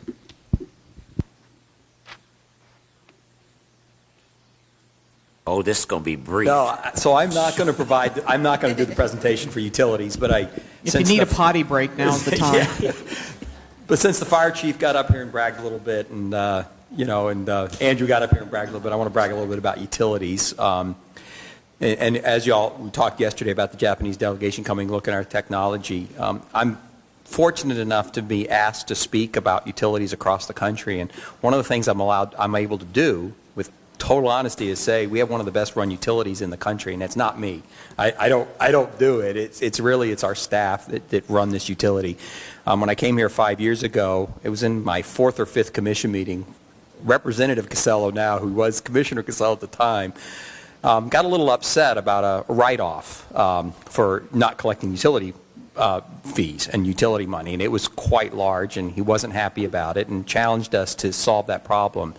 And at the time, we were running, $4 to $5 million in past due bills, and it wasn't good. It doesn't help a utility sustain itself over long term. So the commission and Lori's guidance allowed us to actually put in new systems and new financial systems. So now I can say we run less than $30,000 past due, past 30 days on most months. Our past due bills we're in much, much better shape. We're not leaving money on the table. We're collecting what's due, and we're doing it in a kind and compassionate way. We have all kinds of, you've allowed us to set in policies, allow all kind of different payment policies and all different kind of ways to help people when they do have trouble, to get them through that trouble. But the key to that, the reason I bring that up is because it's one of the best in the nation in collections. And the reason that's important is it makes the utility sustainable. One of the other things we did is we moved to a different type of financial management of a utility. Most 99 out of every 100 utilities manage a utility. Every 5 years they hire a consultant that comes in, does a snapshot of the utility, and says, okay, the next 5 years, here's the rates you have to raise, and here's the projects you need to build. And they do it once every 5 years. For a utility our size, costs about $1 million about every 5 years to do that. And it's the way most utilities operate. The problem is the minute they leave, that plan is no longer any good because things are changing every day. So you all have allowed us in the last 3 years to move to what we call an automated management system. And what it allows us to do is take data from all over our utility, growth data, hydraulic data, asset management data, new customer data, and develop a capital project, and it also allows us to take our operating costs and actually adjust that cost of doing operations based on federal consumer price indices, or indices that adjust cost. And the reason that's important is to do that by hand is almost impossible. You can't run those type of iterations. So you've allowed us to write some programming that we've done in-house with a consultant helping us, write some algorithms that are probably, we're the first, I want to brag a little bit, because we're the first utility in the nation to do this. To write algorithms is actually predicting out 50 and 100 years what our rates need to be to keep the utility sustainable. And when I say what the rates need to be, that's either up or down based on projected indices of the cost of money and what that cost of money is to run the utility.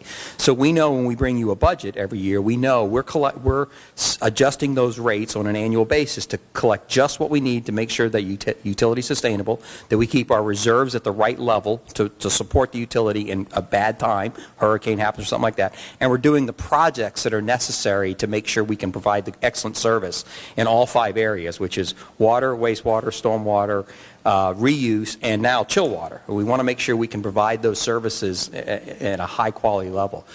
So the reason I wanted to do that, because I wanted to brag a little bit about staff, because they put this together and it's pretty fascinating. You're not going to be able to see it all here because it's just too complicated. I think Commissioner Princeria came over a couple weeks ago, 2 weeks ago, and saw it. And anybody's interested, we'll bring you in and we'll show you how the whole model works and how we do it whenever you're interested. And the nice thing about it is there's not an annual residual fee for the model itself because it's basically running off Microsoft that we already own. So we're a utility company say we don't. It was one of the biggest spreadsheets I've ever seen in my life. It's huge, but it's powerful. It's full of these algorithms that learn from themselves, and it iterates, and so you can run a financial model 1,000 times in about 5 minutes to find the most optimum way of setting the rate for the next year to make sure you've covered all your costs, plus you're giving the best value to the customer. That's the only reason I wanted to start, because I wanted to introduce Joe. Joe's going to go through the presentation, but I want to talk a little bit about where we are as a utility, and I think you should be proud that you've set up the path for us to be one of the best utilities in the country. And I think that, we make mistakes. You do get some complaints once in a while, but they're not very many of them, and usually they're about construction, because construction's always bad. No matter what you do, construction is not good. But we've tried real hard to make sure we have a high-quality product at the very most competitive price we can offer to our customers. And with that, I'm going to turn it over to Joe. No. Yeah. Oh, you're going to ask me questions? Yes. You can go first. Yeah, I want to go first. I'm not doing the presentation.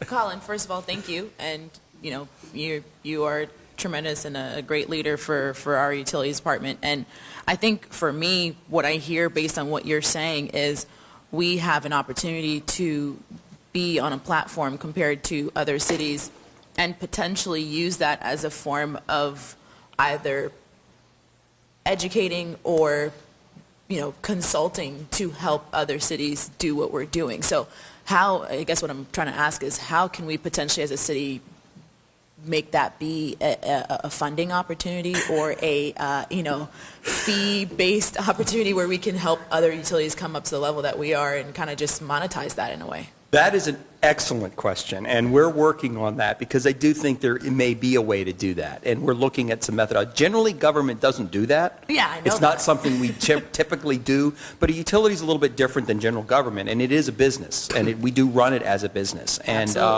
so is there a way to monetize that? I'm hoping there is. We're partners with a smaller consulting firm that's kind of helping us do this, and I think through that partnership there may be a way to monetize some of the stuff that we've learned.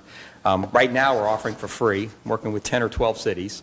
That's nice and for generous free, and but, all, but helping them out. But yeah, eventually love to figure out a way to do that. Haven't figured it out yet, but I'm thinking about it. You're making your city attorney very nervous. Yes. I see the head shaking of. And you say vendors, monetizing, city employees, those are all bad words. And I know that, and I know he doesn't. No, I don't like the fact that we're giving away the time. I just feel like if we're doing something good, why not, It can be accomplished through interlocal agreements where there is cost recovery for personnel time. So there is a way to do it. Colin, could you mention the Japanese delegation yesterday? I think that might go along with what she's thinking. Do what? I'm sorry. Could you mention the Japanese delegation? Yeah, so yesterday, that was just, we brought it up yesterday. We had a Japanese delegation come in, look at our plant, our technology, and how we're running water treatment. And the reason is and the commissioner was there, greeted them, and great people. This is the fourth or fifth delegation we've had, international delegation, come in and look at our technology. And the reason is because we are in the forefront of handling the technology differently than most people are, and really capitalizing on the new technology that's coming out into the market. And again, that's y'all allowing us to do it. This is not us doing it. You give us the guidance to allow us to go out and find these things and bring them into utility. It actually lowers our costs and raises our quality of service. So I really do appreciate, that's really what I want to tell you, how much I appreciate the board and giving us the support and utility to really run in that direction. So anyways, I'm going to turn it over to Joe. No, you're not. Oh, you're not? I was trying. East Water Treatment Plant. Yes. Okay, that generator out there. Absolutely. The eyesore. You should just say it's an eyesore. It's an eyesore. Absolutely. And to me, it's not funny. I'm just saying we have pristine buildings here in this city. And every time it comes up, I say, well, what are we going to do about that? What are we going to do about that? And I look like I'm the only one that's bothering, Yeah. So we have a contract? Yeah, so we have a contract with the design consultant. The problem we had was when we were doing that project, right in the middle of the project, the main generator failed in the plant, completely failed. And you can't keep a plant without a generator. So that is a temporary generator that's been in place for 2.5 years. It's been a long time. The challenge has been is when we generate power, we're trying to maintain what we call curtailed power rates, and curtailed power rates give us a very inexpensive electric rate for that plant. But to do it, the generator that you run to do that, you have to be able to run it instead of the FP&L giving you power.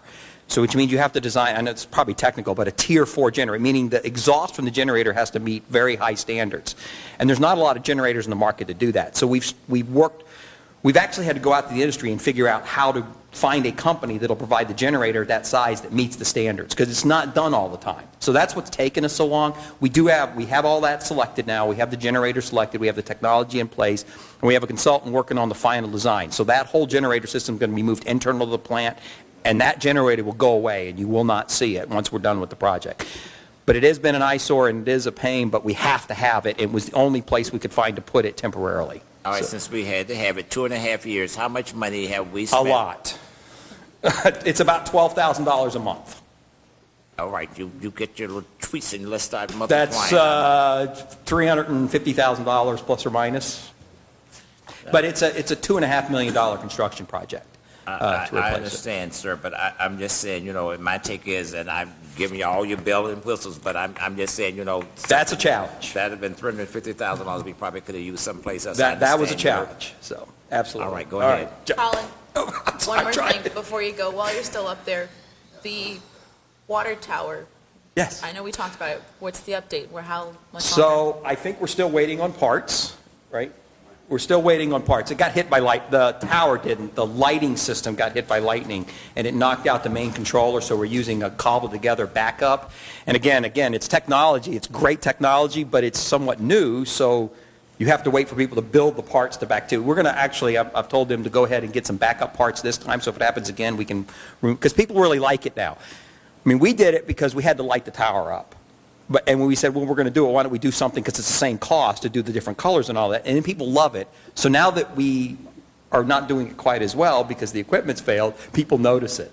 That's the danger of doing great things is when something fails.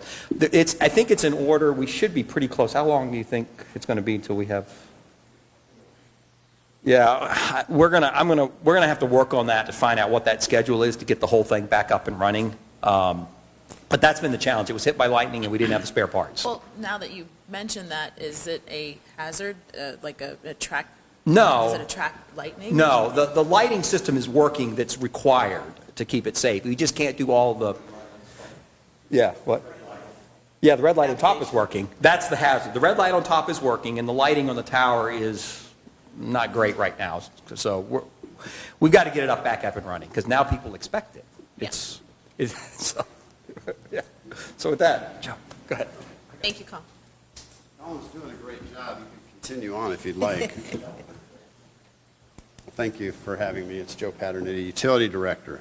Let's go down to our presentation. I'm very pleased to be able to present this to you today. Our utility budget is composed of four components. We have an operating cost. That's the cost of producing a water, chilled water, treatment of wastewater, and the management of stormwater and our debt service. The rehab and rehabilitation and replacement budget is our R&R budget for replacing equipment and pipes. We also have government transfers within our budget. Turn up the volume a little, please. Yeah, thank you. Turn it up? Yeah, a little louder. Okay. The government transfers includes direct overhead, general fund transfer, which is 8% of our net revenue, risk fund, as well as a fleet pre-funding of our fleet. Also includes a capital improvement program budget, which is for the construction of projects for capacity regulatory requirements upgrades to the system. Here's a breakdown of our operating budget, our R&R budget, intergovernment transfers, and that makes up our operating budget, which we're evaluating rates for the upcoming year. We also have a capital improvement budget, which is $26 million plus, and that's, let's see, we'll just keep going forward. I think we describe how that's funded in the next couple slides here. Again, we have a totally operating budget, which is about $2.2 million above the 18-19 budget. And the reason for some of those expenditures, additional expenditures, is the increase in dividend to the general fund, increase in debt payment for the construction of the energy facility, district energy facility. We have planned growth, new customers to take care of, additional operating costs for the system. We have a whole new operating budget for the district energy system that we can show you in a little bit. We providing 4 additional staff positions and associated new equipment.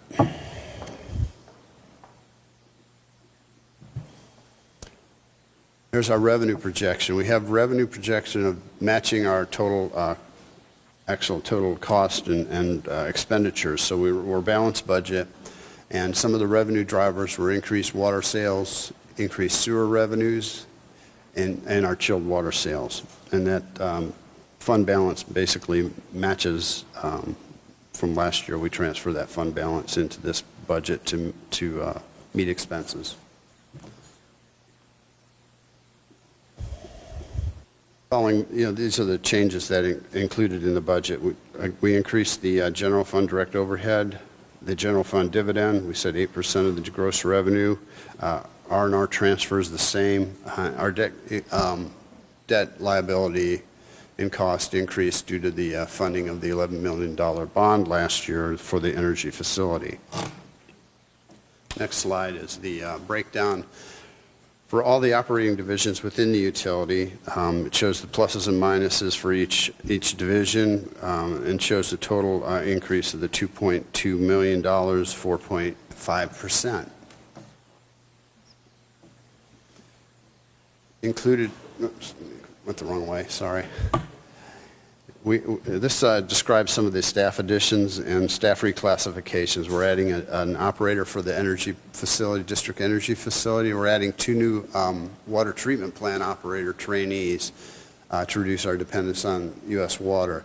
And one of the initiatives within the utility is to try and hire young people in high school and trade schools to bring them in and provide them a career path where they can grow within the utility. Pathways to Prosperity we are partnering with as one of our ways we can entice new people, young people into our organization to help with staffing. It's a pretty competitive market out there now, so we're trying to entice young folks to come and join the team and build their career with the utility. We're reclassifying 2 of our contract coordinators who have degrees, and basically they need to match the existing pay scale within the city as well as the market. I'd like to review next some of the projects that we've completed or are ongoing. We've completed the model block. I think that's ready now for some habitat homes to go in. That was a value of $600,000 from the utility. Central Seacrest Corridor is ongoing. We're having some difficulty managing our contractor, but we are on the road to resolving that. We have contracted with an outside public relations firm that'll help with a response to some of the community's concerns a little bit better. We had first incorporated utilizing the contractor's public relations firm and part of the design build team, which isn't working out that well. So we decided to go to a third-party public relations firm that should be starting within days to help with the public involvement and making sure everybody's informed on what's going on and we can get their issues addressed on that Central Seacrest project. I'm going to ask the question. Sure. When you started with that contract with that outside firm, how long further down the road you was at before you realized that this is not working? We've been working with, this project's been going on for, 10 months or so. So we're contractually bound to use them for the first phase. We're into the second phase now, and we made plans. As soon as we determined that wasn't working well, we started issuing a request for proposals, and we hired a local public relations firm that's going to help us with that. Was it because they could not meet our needs or because they did not understand the project? I think they weren't relaying the information to the utility in a timely manner so we could help with the addressing of the issues. I think what they were doing is they were trying to address it themselves, and sometimes the public wasn't being satisfied with some of the responses. So we're going to work a little bit closer with the public relations firm to address those concerns, and they'll be making us a better public servant, basically, to respond. Projected timeline to wrap up We that probably have project? another 8 to 9 months on that project. And we are trying to improve performance. I will. Yes, we will. We're on it. We're working with staff to help that situation. We understand that's an issue. All right, last year we spent $4 million on our water system improvements, replacing some aging water pipes. We've updated some of the equipment within our water plants. In the stormwater and sewer system, we lined some pipes out in Leisureville neighborhood, and we're doing a lot of neighborhood swale improvements to help with stormwater management in those areas. We're upgrading utilities within the town square area. We're also, like I said, we're spending a lot of money on the district energy plant. I'd like to show you some photos of the finished products here. This is the model block street. It finally got completed to our standards, and it's fully operational now, right as school was out for the summer. And then this is some of the photos from our Central Seacrest Corridor project, where they're improving some of the swale area along the roadways and sidewalks, and some of the water main replacements to better serve the community. And then the third project here we want to show you is the district energy facility. They're moving dirt, they're installing pipes out there, so that's a pretty neat project, and we're excited about bringing that utility on. I want to compliment Colin's vision for that facility and helping the utility grow.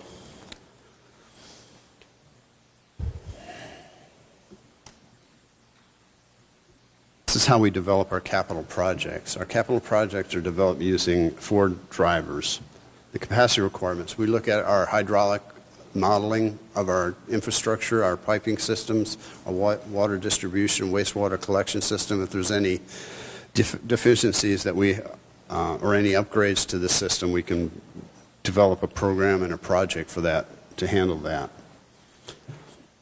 And then we also look at our condition assessment of some of our equipment, and we look at whether or not we utilize an enterprise asset management system for both water treatment plants. We're in the process of expanding that to our external pumping stations throughout the communities, and we're going to be using data instead of institutional knowledge and some of the things where we improve our infrastructure.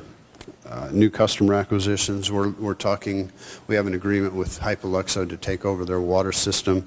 That would also constitute a growth project and improvements needed to serve that community. I need a question on Hypoluxo is one. How many outside from my area are we contracting with? Any other places? Oh yeah, we have several agreements. We're serving Town of Ocean Ridge with water, Briny Breezes, Village of Gulf, and there's a couple more that I don't recall right now. I have no idea. Okay, 76,000 in the city, 115,000 customers within our service area. That was the question, sorry. Joe, and you or Colin, whoever knows best on this, what's the situation with Ocean Ridge with regards to the issues that their pipes were having and how that affected our ability to service them? Like where are they at on replacing? I don't know if they just passed a bond or they didn't pass a bond. Yeah, that's a great question. We actually had a workshop yesterday with Ocean Ridge. They appointed a committee to look at their entire utility system, and Joe and I and Michael were there yesterday meeting with them in their workshop, and they're moving forward with, we've suggested to them we need to take ownership of the water lines. Most of them are actually in good shape. Some of them are bad, and they're going to have to fix it. They understand that. But they also have asked the utility to come in and propose sewering the whole island. So coming up with a plan to how to put sewer on the whole island, which is it's good for us. It's very good for them.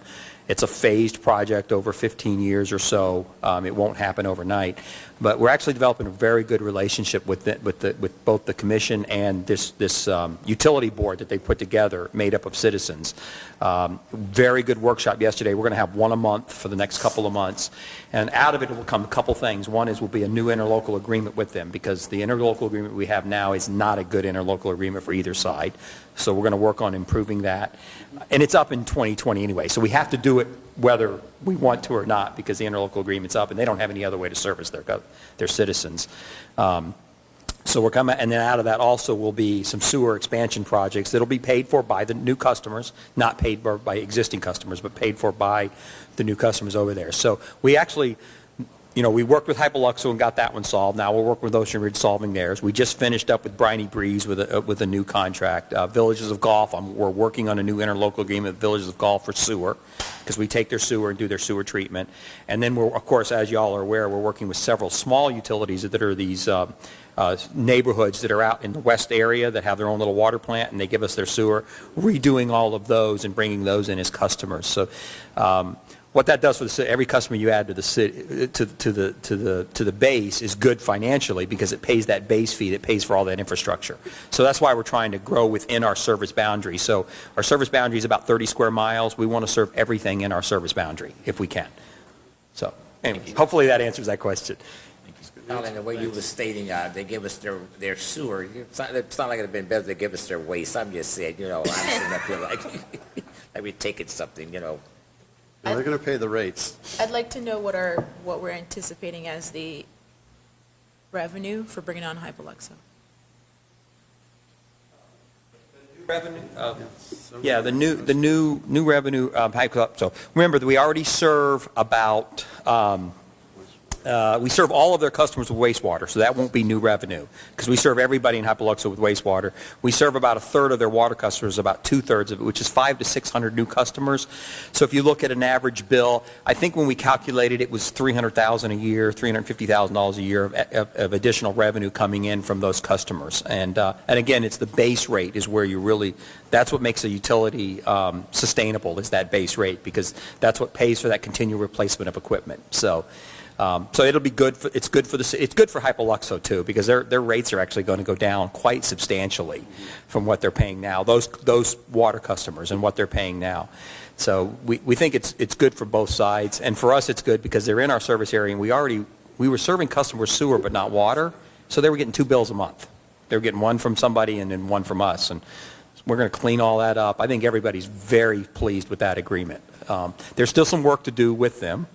But meeting later this month. Yeah, we're meeting with them later this month to finish up some stuff we have to do with them to finish up that agreement. So I recognize the chiller is not up and running, but when do we anticipate receiving funds from that chiller? So next year. So we're anticipating. It's in the budget that revenue.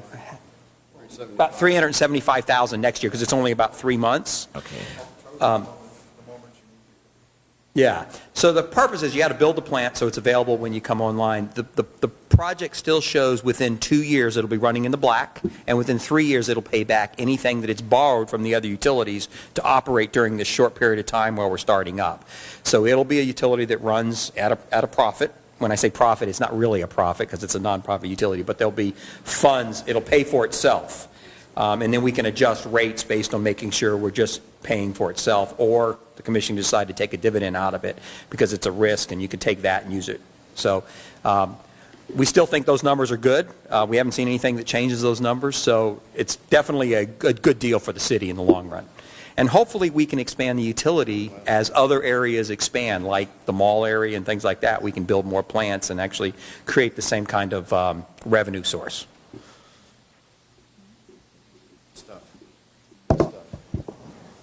All right, all the capital projects are funded through our debt service and our capital reserves. Next slide. This is some of the highlights for upcoming projects in this coming year. We are going to be replacing our membranes at the wastewater treatment plant, our treatment membranes that filter the water. We're going to improve the functionality of our wastewater master lift station. You guys approved a bypass for that, the consultant to design that for us.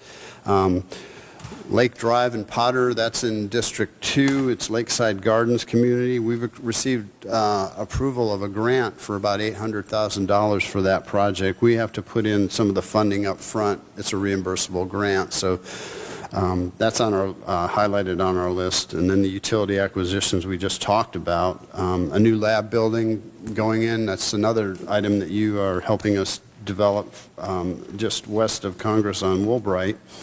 And then we have regulatory requirements to expand our reclaim system, which is treated wastewater to a high level and highly disinfected, where we distribute it to some of our golf courses in the southern portion of our service area.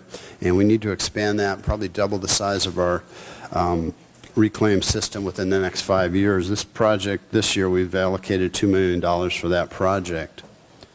The next few slides are some of the summary of some of the various funds within the utilities capital program. It's hard to read.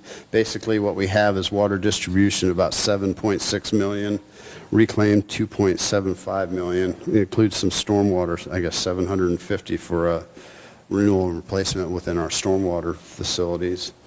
Next slide shows the, I'm not going to go through each item. This is the collection system renewal and replacement budget, or capital budget, $10 million. It makes up that 27 that we talked about earlier, 27 million. And then our water supply and treatment, which is another 5.2 million this year. Now we're getting into the utility management automation program that Colin mentioned. This utilizes the existing and projected operating capital costs to determine the utility's revenue needs over the next 30 to 50 years. The program includes separate models for the water system, reclaim system, stormwater system, and wastewater system. And each of those have an operating budget as well as revenue that they receive. Projects are identified based on the projected growth and the asset condition. That's our capital. The next slide shows a highlight from the, oops, went the wrong way, pardon me. Next slide shows a listing of some of our capital projects underneath and the duration. The bar charts, this is hard to, so I'll just try and describe each bar chart. Each bar on the chart represents a year of capital projects. And this is basically how we enter the capital projects within our program. And it basically we can shift projects from year to year depending on the priority of the projects. In 2020 we have about $20 million worth of projects, capital projects.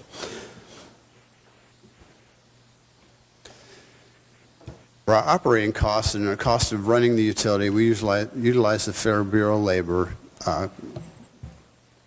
consumer price indexes to adjust our costs. And what we do is we follow that information, we collect that information, and for this year's budget we looked at a consumer price index of 0.14 over the last 12 months percent, 1.4% growth or expansion. Wages and salaries went up 1.3%, energy is down 1.7%. So we utilize those numbers, and I think that's on the next slide. I'll show you. Went the wrong way again. This is our operating budget, which includes our operating divisions plus account numbers for each of our accounts within that division. And what we do is we take the 3 to 5 years of operating costs and we apply those indices to project what we think is going to happen in the upcoming year. And then we have an override, which we can input numbers similar to, for insurance and things like that are given to us through finance, where we can plug those in and utilize those accurate numbers to develop our operating costs for the upcoming year.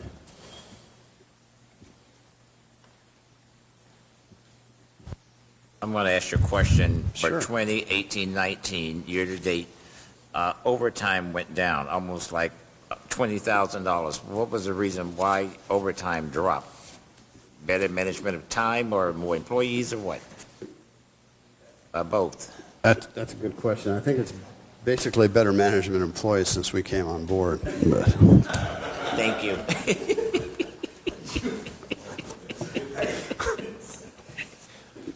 That's my story, I'm sticking to it, so. Anyway, we utilize these operating costs, and we plug that into our program, and it shows the green there is our operating costs. Some of the costs for our bonds and stuff are on top of that as well. So what we have is, on the left-hand side of this, we show some of the escalation factors that are associated with power, labor, CIP, and the engineering news record, which is labor statistics as well. We project those factors within the first year, and that's what we show here. And then we showed the 2 through 5. Years 2 through 5 has a different escalation factor, and then after 5 years we have a different factor. So those factors generate this graph here that shows the operating costs and the debt service and all our operating costs that we described earlier.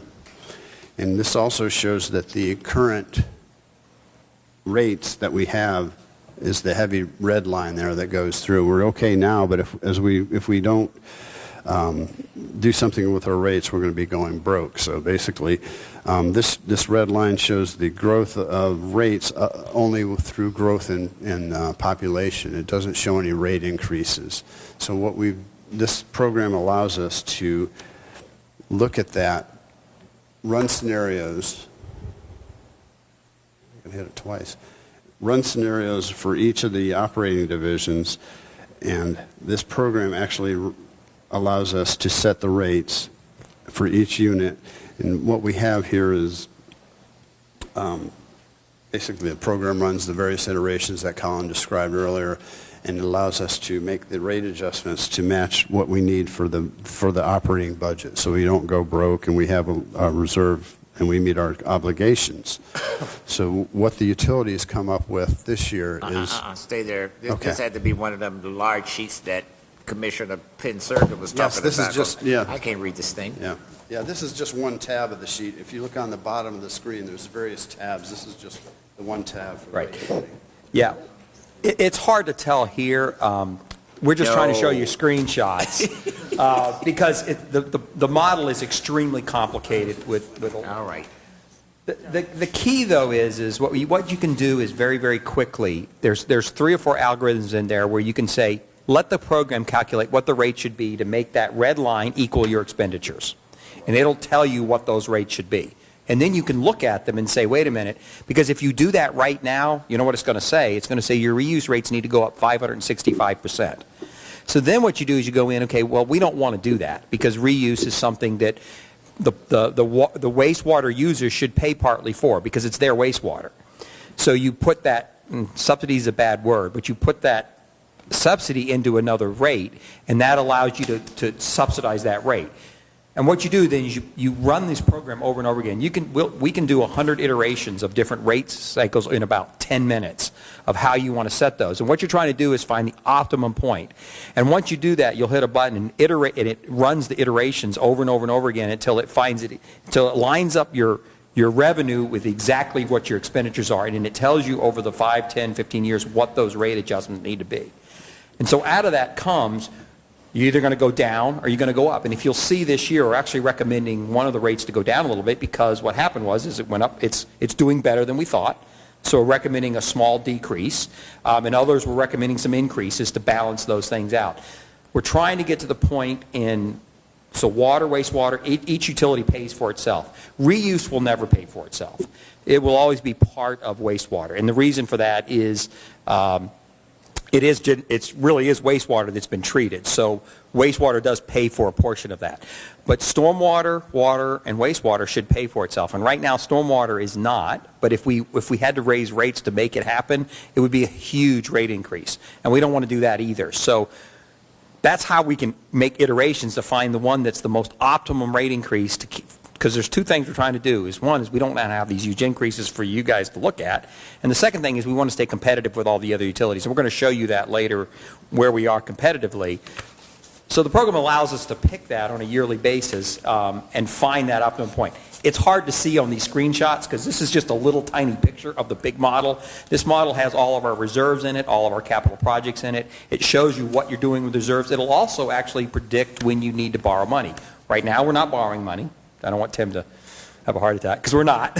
But you can say, I want to borrow money to do this instead of funding it with rates, and you can put that in there to say, okay, this is what my debt service then will be, and that's what it'll do to the rate. So you can play these scenarios and find the one that's most optimum for the utility for the 1 year, 5 year, 10 year, 20 year, and I like to go out 50 years because I like to look out that long term, even though I'm not going to be here. Trust me, I'm not going to be here. But I want to make sure this utility is sustainable over that long term. So again, I apologize because the screens are complicated, but the model actually is not, it's complicated, but it follows the way a utility manager thinks about running a utility. And it puts people's brains into a computer program, so when that person leaves, the program is still there to do it. So I hate to say that, but that's what this is doing. It's replacing. Thanks, Colin. You can make the joke, man. That's...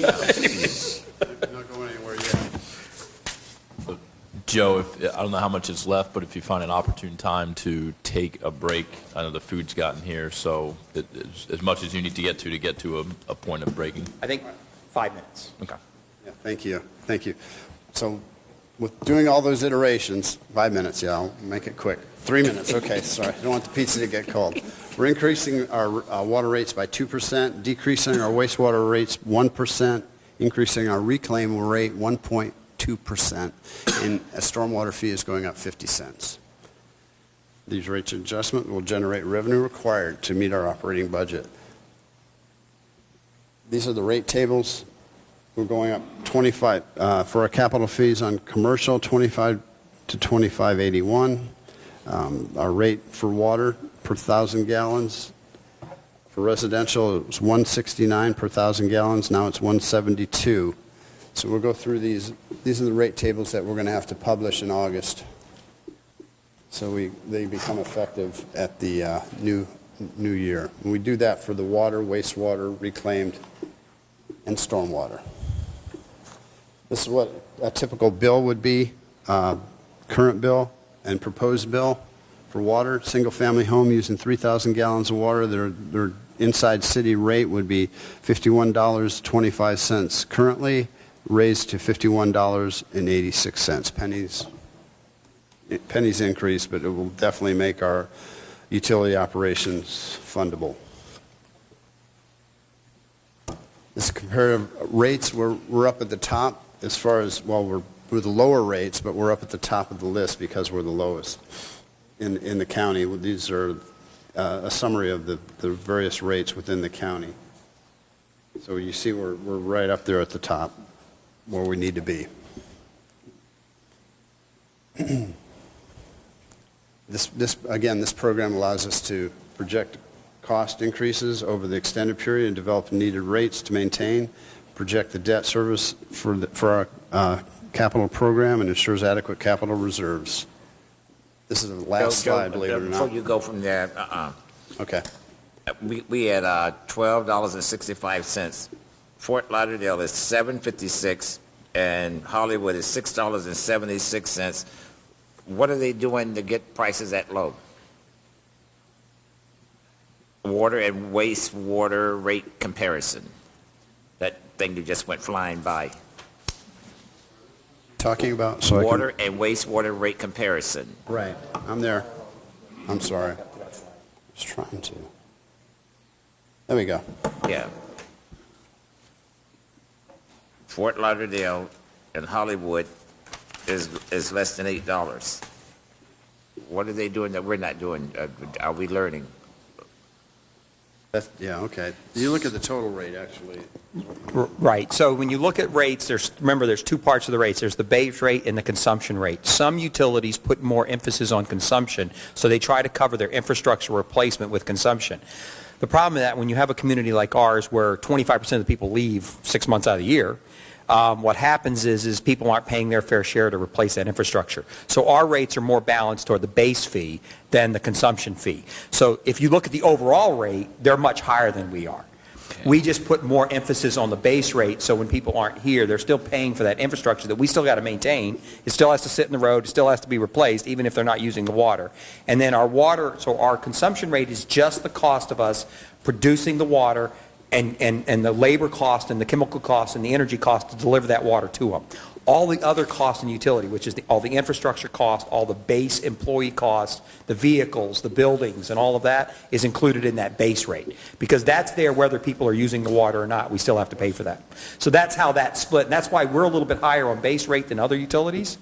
But overall, we're still the lowest in the county, besides the two that are above us, Boca, which does subsidize their water and sewer rates with their general fund, because they're totally opposite than we are from tax base. And the other utility, which is Loxahatchee, they just charge differently, and we're not really sure exactly how they collect their rates. You have to give them how many toilets you have in your house and sinks you have in your house, and they charge by the number of things you put in your house. Very strange way. I've never really seen that before. That's a very strange way to charge a rate. So it's really hard to tell what their rates are and what people are paying. But we do feel like we're extremely competitive in the county with our rates. So hopefully that explains that, answers that question. Not really, but I'm thoroughly confused. Now go ahead. I'm sorry. I tried not to confuse it.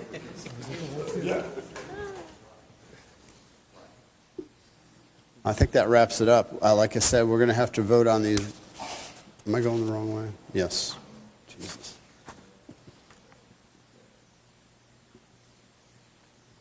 Next step is to vote on these rates at your second meeting in August and approve those rates so we can continue to do what we do. That's it. All right, so I guess if anyone has any questions now, or we can reserve them till after the lunch break. I'll reserve mine after. All right, so Thank you. 20 minutes, come back at 12:30.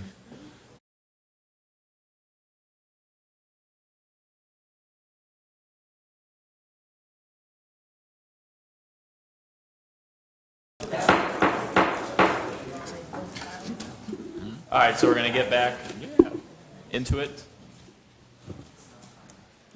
Joe.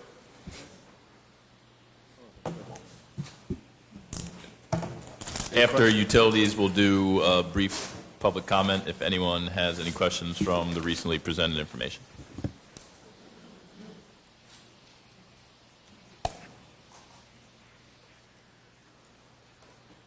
Susan Hoyer, 140 Southeast 27th Way. I know when I was reading my water quality report that there was a problem at Diane Lane, and it was not addressed in this utilities presentation, so I was wondering what we've done to solve the problem at Diane Lane that was in the water quality report that I was hoping would show up in this, like...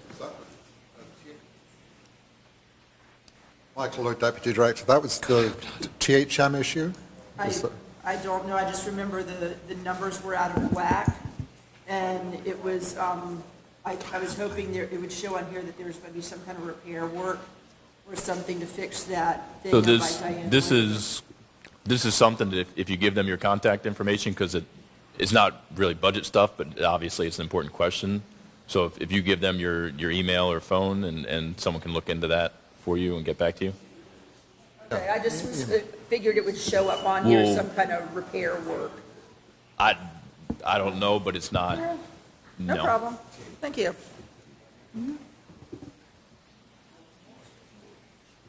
Harry Woodworth, 685 Northeast 15th Place. Quick question on, is there anywhere in any of these budgets, streets, roads, whatever, where there's any money whatsoever for the major bus stops on the major routes, the ones that are used a lot, that are surrounded by trash every day, that don't have a bench or that are falling apart? I mean, it's kind of an embarrassment when you come into Boynton Beach on Federal from the north. The towns to the north of us have nice little bus stops, little shade things, a place to sit, a trash can, and you get to, you get a few feet down Federal Highway, and I'm not talking every one, but at least the ones that get used, if we could do something, a little bit of something to put a bench and a trash can next to those things, it'd look a lot better.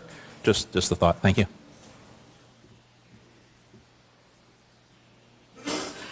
Any other public comment at this time? All right, so we can continue. So, Vice Mayor, Commission, at this time, you've got two resolutions in front of you.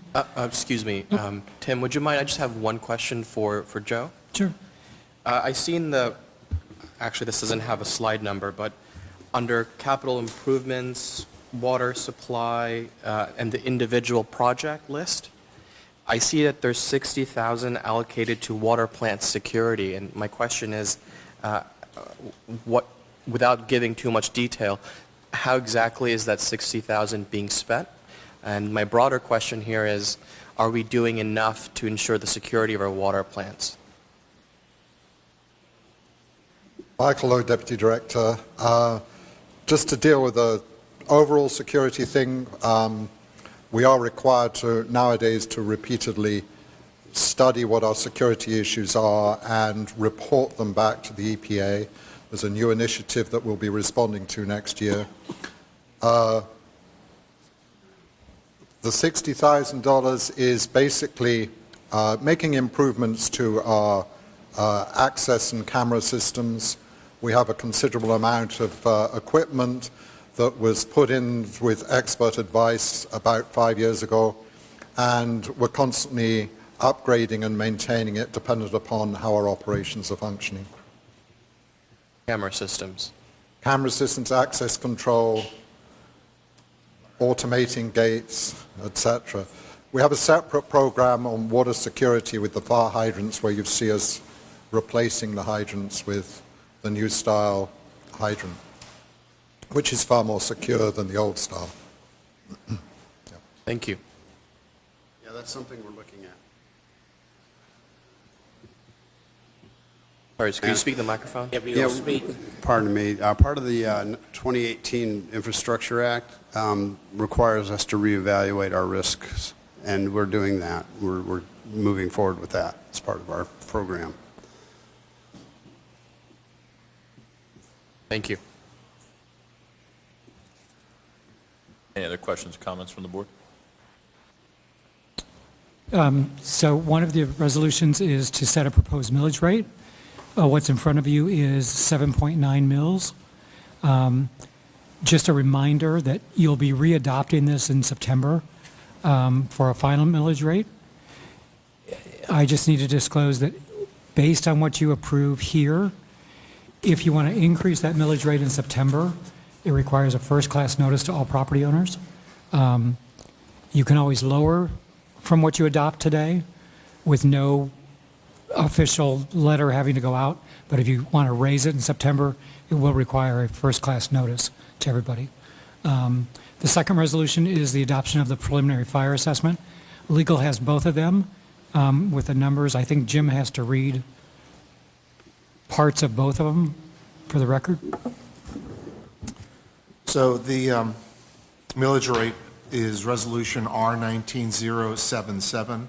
It's a resolution of the City of Boynton Beach, Florida, adopting a proposed municipal millage rate for the general operating budget purposes for fiscal year 2019-2020, stating the rollback rate and setting forth the date, time, and place of the first public hearing. In the body of the resolution, it states that the proposed millage rate is 7.9000, which is computed for the operating budget. The rollback rate is 7.5418. The public hearing is September the 5th, 2019 at 6:30 p.m. here at Intracoastal Park, 2240 North Federal Highway, Boynton Beach, Florida.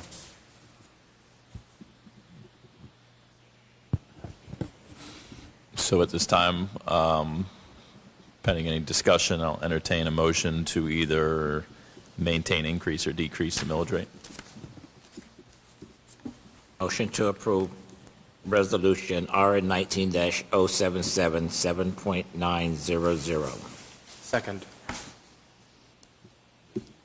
To maintain the millage rate, correct? Maintain the millage rate. There's a motion and a second, I guess. Roll call vote.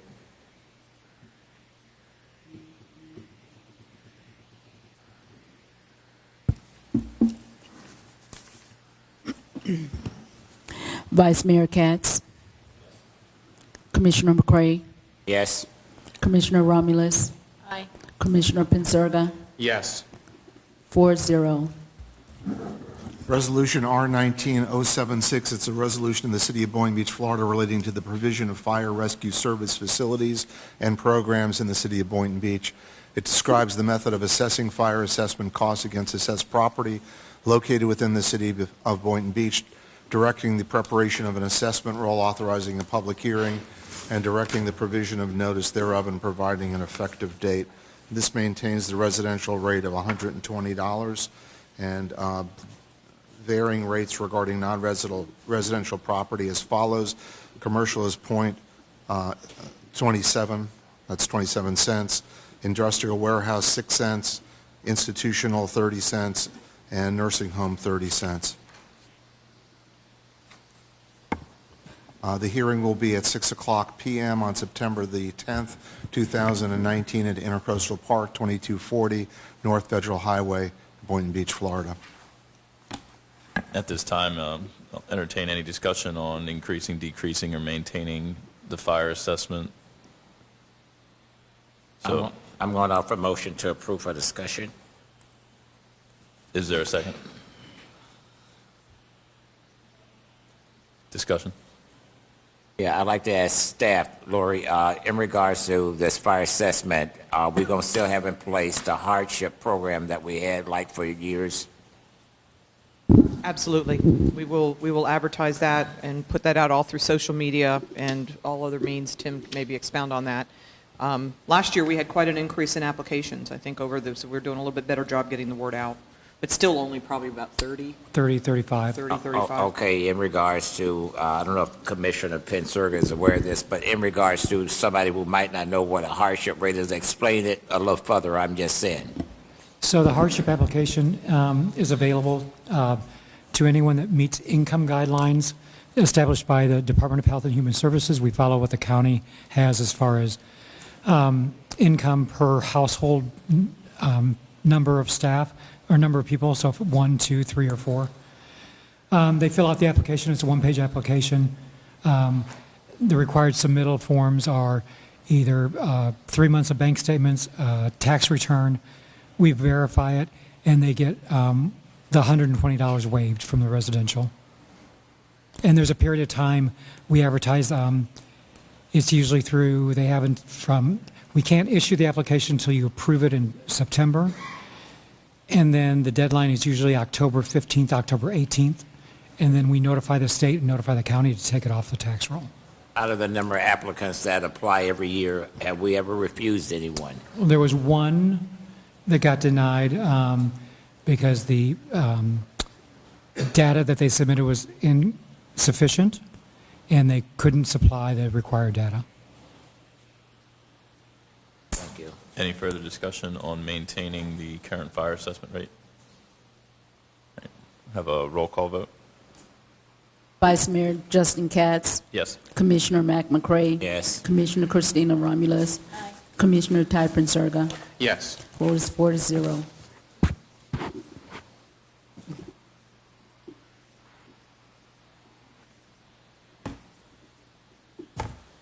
Anything further from staff?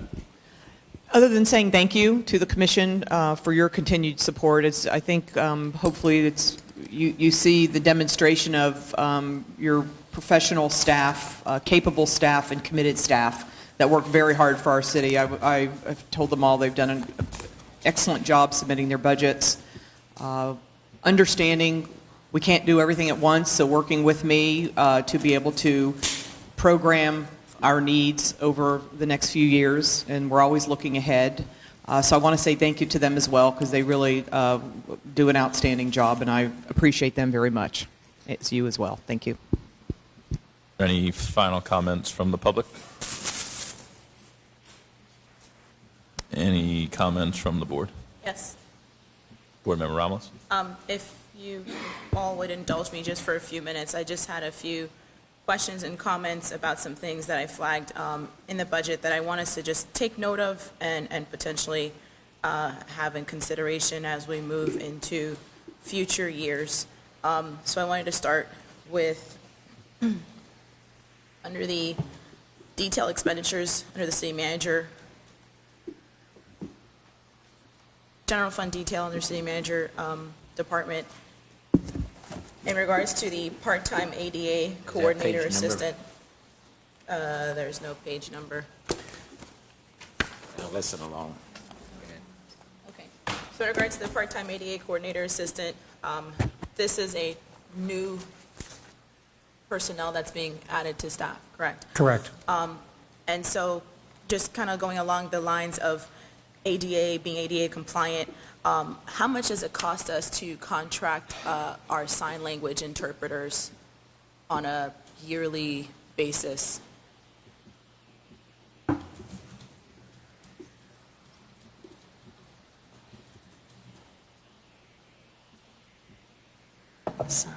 Debbie Majors, Grants and ADA Coordinator. It varies depending on how often we use them, but we definitely use them at meetings such as this, at special events, on occasion when someone comes to police department that needs an interpreter.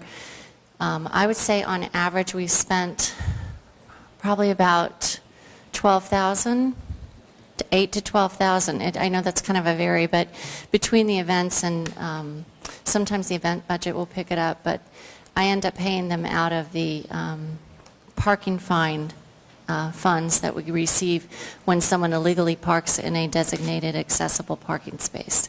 So the budget I have is very limited for that, but that's what we use. Do we anticipating that cost increasing as we potentially add them to more events or other things down the line? I would expect so. We've had great feedback from our deaf community. As you remember, we had the presentation with the police department here, and they are very eager to be part of the community, but that is something that we have to provide in order to make that happen. And so that's my question, where I'd like for us to start thinking about the feasibility of potentially bringing on somebody as a sign language interpreter, or having that as maybe a qualification or a requirement of the job description for an ADA, assistant or something. That way we can start to kind of incorporate that into our budget rather than fluctuating it, and perhaps, it might be more cost efficient to just have somebody part-time on staff that is our designated sign language interpreter. So just something to think about in future years as we seem to be expanding this threshold of doing sign language interpreting more and more. And I'm very proud of that. I just want us to be cognizant of it and make sure that we at least plan for it and we're not just, okay? Yeah, I think over the next year or two, we're going to be growing our program. There is so much to do. We are probably one of the leading communities in this county, no doubt. We have been invited to speak at the League of Cities in November when we host on our initiatives and efforts. Debbie is out speaking, not charging, but speaking to assisting Lake Worth and some other cities that have watched what we've gotten accomplished and are asking for some help, which we will gladly help. So yes, there will be more need for probably some more personnel. Okay, I'd like that.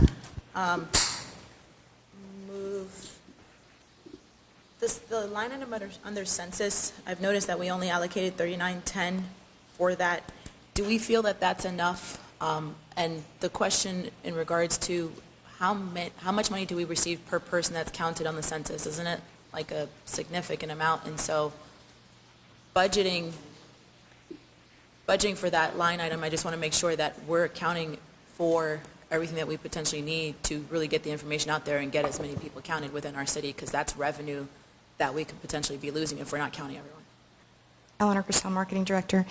I don't have my budget in front of me, but I'm counting on you. It says 16. I thought we had done a little bit more than that for census. I see 3910 unless it's distributed other places. I see 3,910 under the line It might item. be in other locations as well, because advertising would be a billboard, Right. whereas imprinting and binding may be the insert. So it could be into several different line items. I think it's about 1,600 that we get per person, receive per person that participates. And a lot of that, Commissioner, is, of course, gratis, because we do a lot of it on our inserts and so forth and so on. So I do have to give Laura kudos for what she's done so far. She's been amazing, and she's actually been a light for the county to ask questions on what we've been doing so far. Back to me with the total amount Absolutely. that's budgeted for our census. Absolutely. I want to move on to a different area. In regards to the rent that we're paying for our city hall, police station, library, it amounts to about $5 million. That money that we will stop paying in the next 10 months once we more or less, once we move back, how will we reallocate that money? So what you have under the town square, the payments that will go away are the monthly city hall payment, police rent, and library.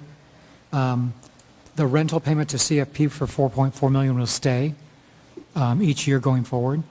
So in next year's budget, that line item will drop theoretically from the 5.3 down to the 4.4.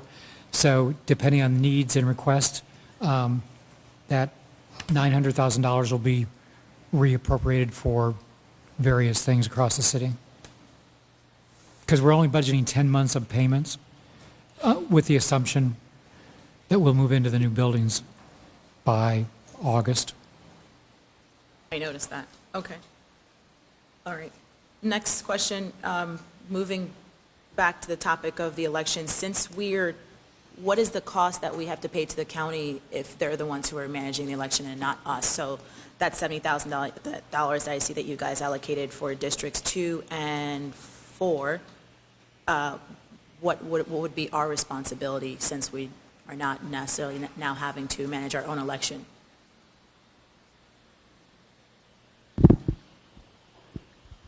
We only want to pay the voters, the poll workers, which will be between $70,000 and maybe $80,000. The county will pick up most of it, but if we have a runoff election, then we'll incur much more, maybe an additional, maybe $50,000. Okay, so I see that you guys allocated $70,000 for districts 2 and 3 for the actual election, and then there's $30,000 for the runoff election. I'm assuming that the runoff election should stay in the event that 2 or 4 or both go into runoffs. But the $70,000, I would say, if we're not having to pick that up, I would like to see that money potentially reallocated into certain areas that we've discussed over the past 2 days. For example, like the Fire Explorer program, potentially the census, if we need to have more money put into that line item. Those are the 2 areas that I would like to see that $70,000 since we seem like we may not have to use it, or I don't know if we're going to have to use the entire balance. Maybe it's just more like $20,000 or something like that we have to use. So I know that Chief mentioned that there were some extra Explorers that we might have to turn down because we didn't have funds.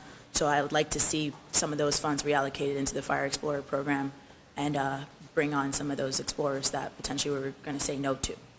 Okay, we're going to talk to you tonight about the expansion of that program. I have a couple programs, both police and fire, and some funding sources for that through our donation accounts.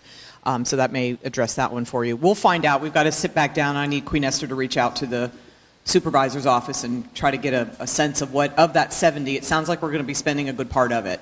I don't know exactly what yet. So once we do, I would love to have some extra money in there, though, for the census, if we could do that. I'd like that. I appreciate that. My next question is for Chief, possibly Gregory. Fine. Gregory. This is in regards to the dispatch.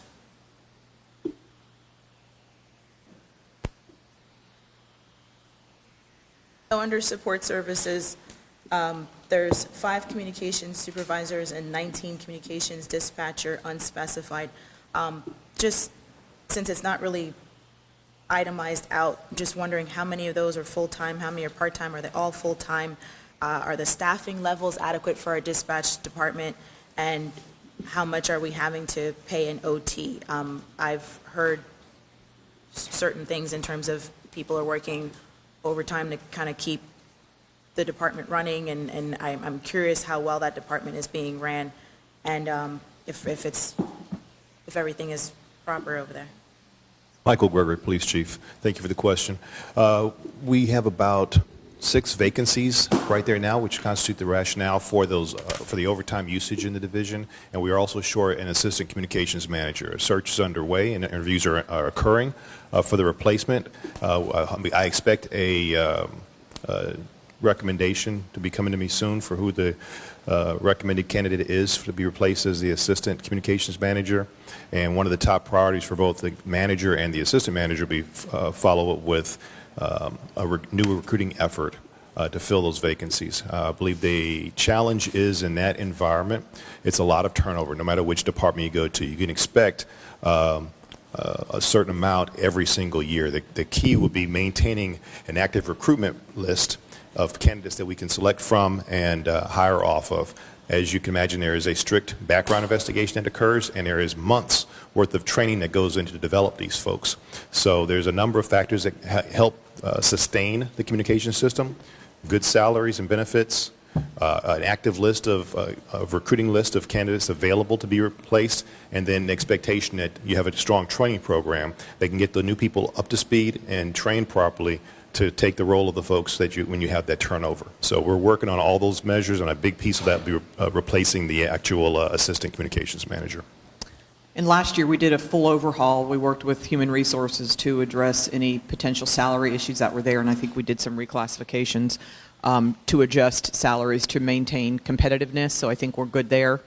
I think we suffer right along with just about every other dispatch center. It's a very, very difficult job. But yes, I think our recruitment is where we're going to be putting more effort. Yes. And trying to maintain a list, so once someone decides that they're leaving, that you can go keep an active list like you do with promotions to other candidates that are available and see if they're still available. It's a highly demanded job. But yeah, that's... Based on some of these initiatives that you're saying you're going to do for that department, I'd like to see an update the next few months once things are kind of implemented or new hires are brought on board, status of vacancies. I'd like to just kind of keep up to date with how that's being worked on. Certainly, we'd be pleased to provide that.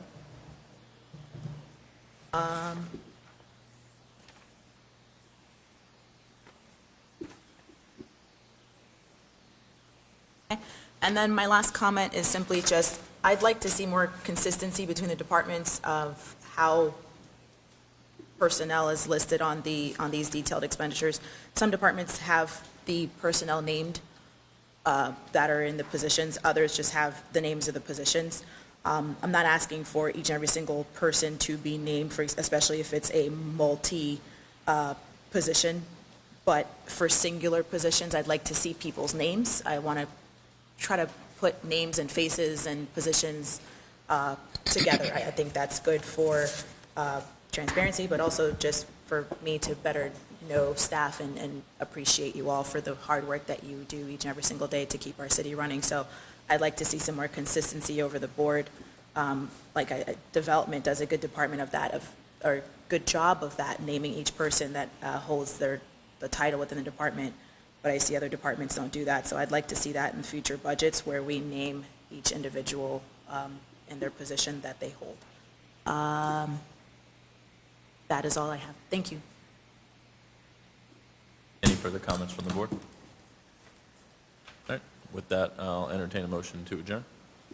Is there a second? All in favor? Aye. All opposed? Meeting is adjourned. All right.